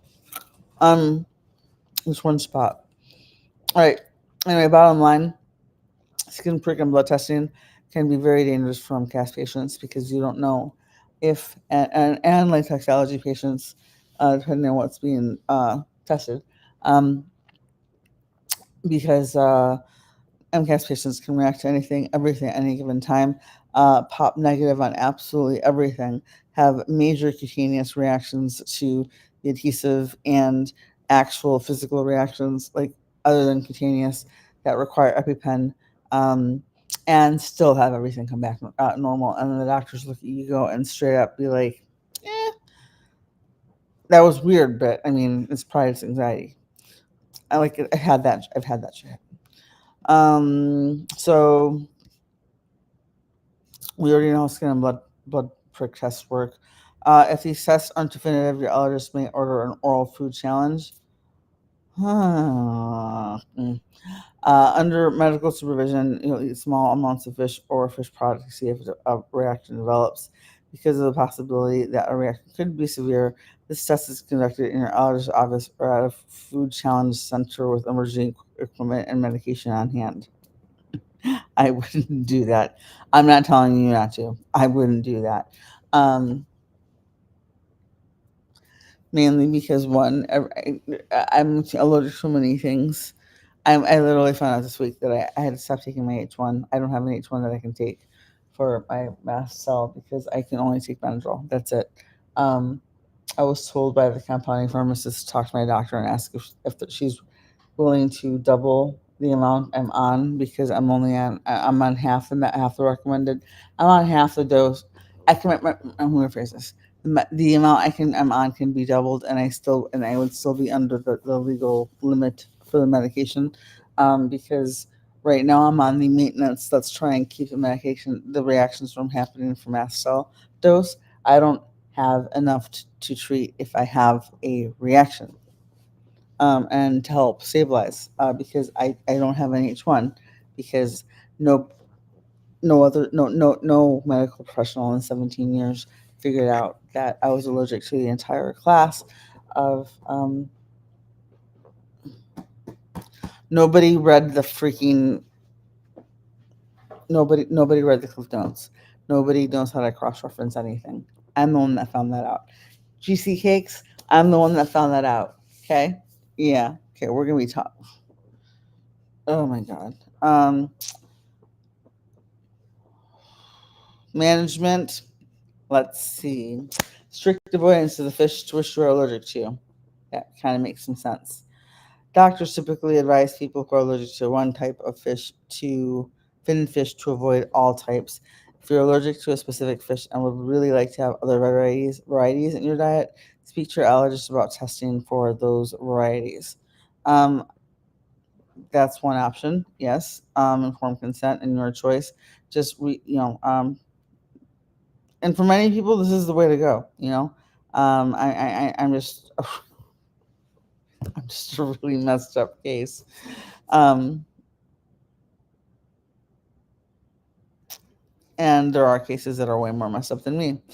Let's see. Fish is one of the 8 top allergens with specific labeling required under the Food Allergy Labeling and Consumer Protection Act of 2004. I need to talk to them. Many prepared foods contain fish in some form. Chronically Livy, I hope you see this. Oh God. Chronically Livy. Somebody tag Chronically Livy. Fish is a common ingredient in Worcestershire. I can't say that fucking word. Fish is a common ingredient in Worcestershire. How do you say this? Fish is a common ingredient in Worcestershire. Worcestershire. I pronounced it right. Oh my god, you did it. Okay. Fish is a common ingredient in Worcestershire sauce and Caesar salad because it's made with that one I knew. It's made with anchovy, um, and that makes it super super high in histamine too, and sometimes found in imitation crab products in the form of surimi, which also makes the imitation crab is also not gluten free. A processed food made mainly from Alaskan pollock. Food is also available. Fish is also prevalent in Asian cuisine, and which uses fish-based stock for many dishes. While an allergy to fish protein is most common, it is possible to be allergic to fish gelatin. Sorry, 1 second.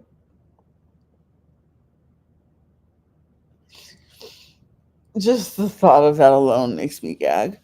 Okay, fish gelatin, made from fish skin and bones. Why do you use this? People with fish allergies should consult their allergist for taking fish oil or dietary supplements. Yeah. Um, except when it's your allergist or your naturopath or your functional medicine doctor going, hey, you should take this stuff. Yeah, but I'm allergic to, all of it. No, this will help you. Just got to clear your gut.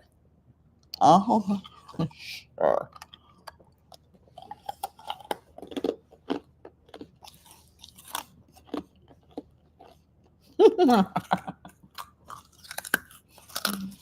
No.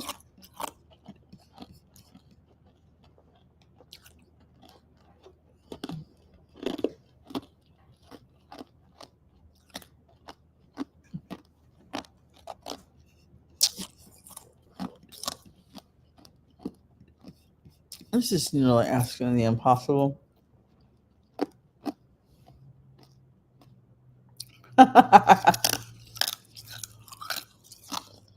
Oh my god. All right.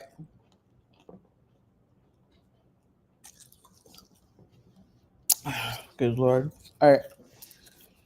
If your allergist gives you the go ahead to eat certain types of fish, take extra.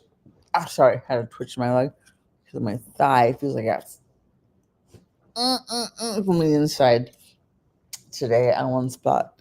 I don't know why. Anyway, if your allergist gives you the go ahead to eat certain types of fish, then take precautions to avoid eating fish that has come into contact with the type of fish that isn't that causes your allergic reaction. Dude, they all come from the ocean. There's a chance that they cross by each other and we're like, hey, yo, what's up? Um, yeah, I'll see you on the next go round. Like, okay. Um, be advised that some restaurants may substitute cheaper types of fish for what is on the menu. For example, what is listed as red snapper could really be tilapia. Look, I've worked in high-end seafood restaurants. If they're doing this shit, one, they need to be reported. Two, they better be charging you for tilapia and not red snapper. And three, they need to be reported. Okay, so since many types of fish look alike once they're filleted, dishonest suppliers to supermarkets may substitute cheap fish for more expensive types, according to investigation by Oceana, a conservation nonprofit. Um, to avoid either cross contact or the possibility of eating a mislabeled fish, be sure to tell whoever handles the fish you plan to eat about your allergy. Ask whether there is a risk that you will eat something that triggers your allergy. Do you know how you ask so that you can actually make sure you get their attention? Hand them your EpiPens and tell them, look, these keep me alive long enough to get into an ambulance in case I go into anaphylactic shock if I eat something with my food allergy. And my food allergy happens to be X, Y, and Z, which means that while this specific fish or item I'm looking at is safe for me to eat, I need to know if in the I need to know if there's any during the food prep, if there's any chance that there's cross contamination with any of my other allergens, because if I have an allergic reaction, you're the last person I spoke to, and I'm going based on your counsel, because you're the one that's supplying the product, the food, prepping the food, whatever. Is this safe for me to have? And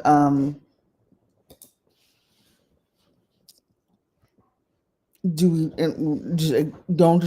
go for the sale here. We're trying to prevent you from getting sued and me having to go to the emergency room. Okay, like you have to flat out get their attention because some people are like, oh, okay, no big deal. It's a big deal. Trust me.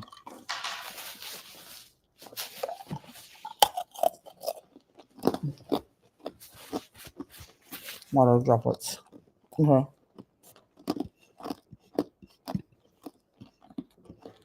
I was wrong, by the way. Toguro gets uglier. Hmm?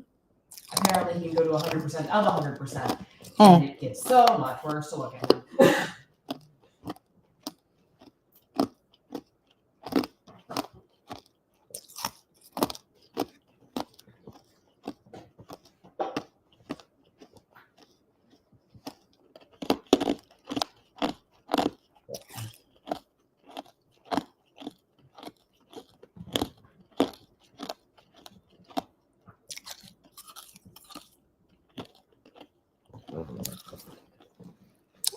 All right, the last time this was updated was in 2019.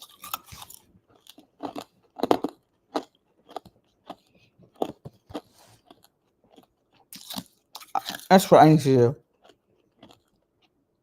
I need to like, what do you call it? When someone goes through and there's like there's a phrase for it.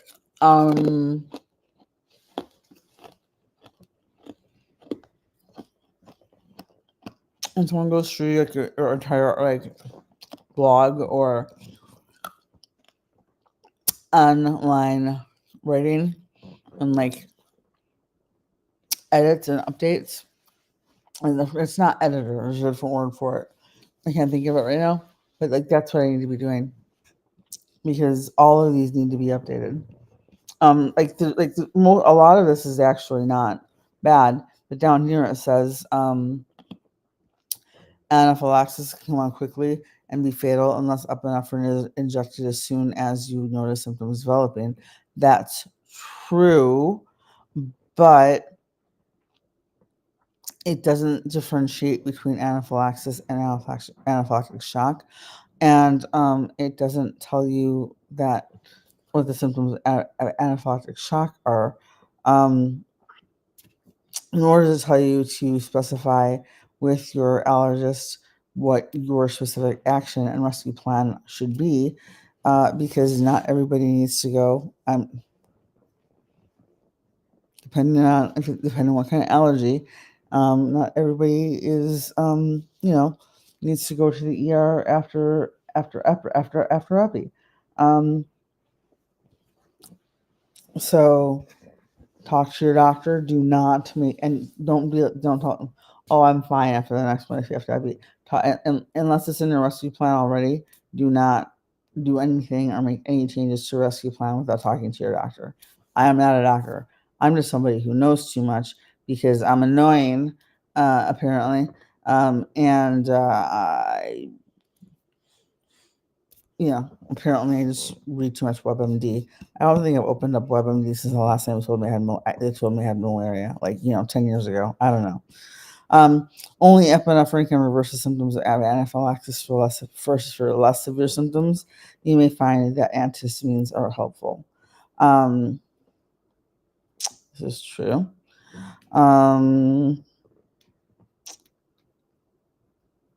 Life's too short to struggle with allergies to fish. Find answers with an allergist. That's fine, but we also need to work on all of this, my dude. All of this, because no, this is not accurate. Okay, one second.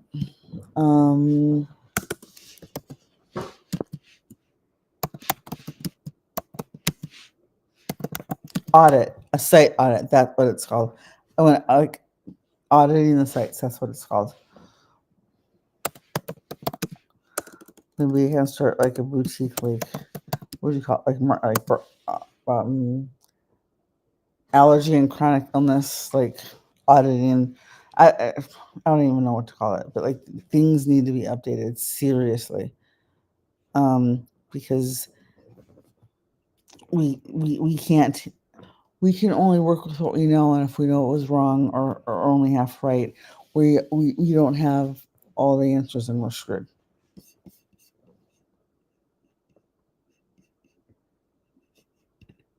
Yeah, we need to fix that. We totally need to fix that. That's insane.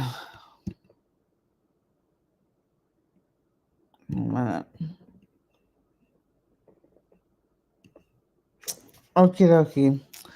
Unless anybody has any questions, I'm probably going to be logging off here. Let me see.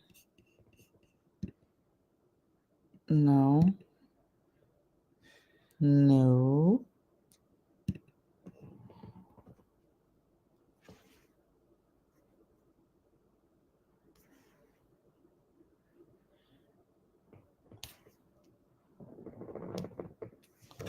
Just checking.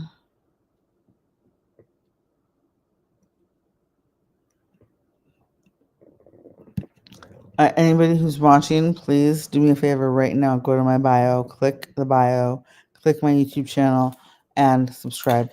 I need to get to 1,000 subscribers for my birthday on December 26th. And since I'm locked in my house because I'm allergic to latex and the entire world doesn't exist in, this would be a great birthday present because this is why. This is one of my only ways to connect with people right now.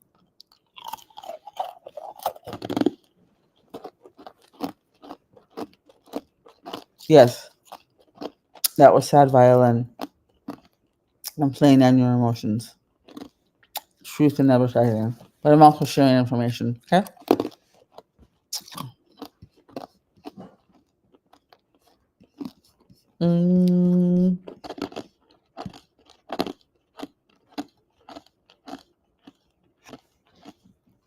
No.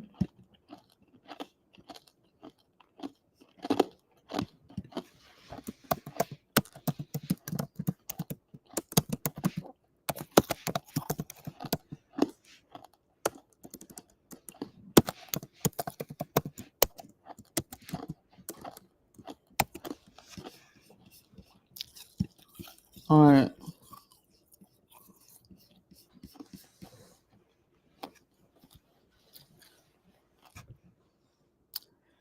All right. I am out. I will check in with you all later. I may have time to do some streaming this week, and see if I can come up with some ideas on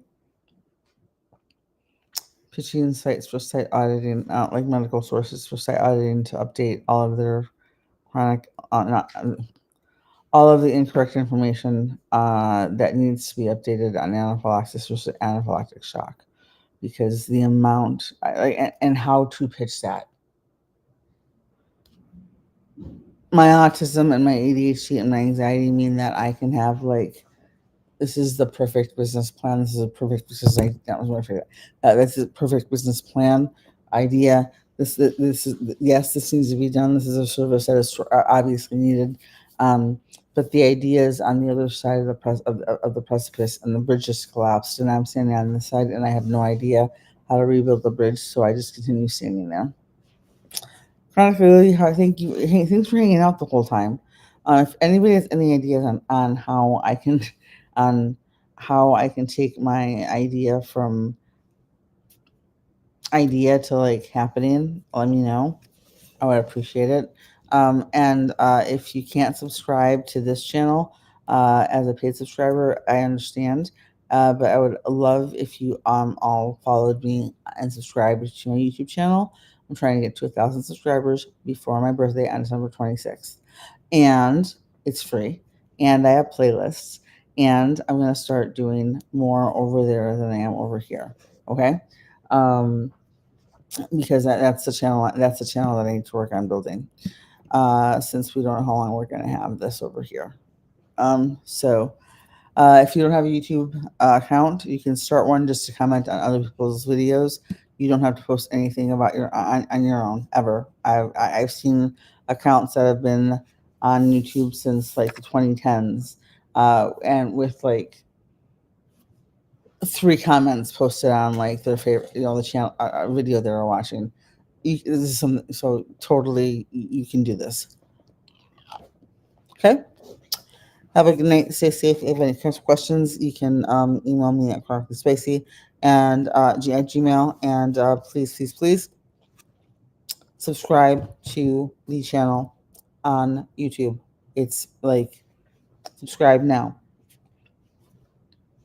Go. Okay, thanks. Bye.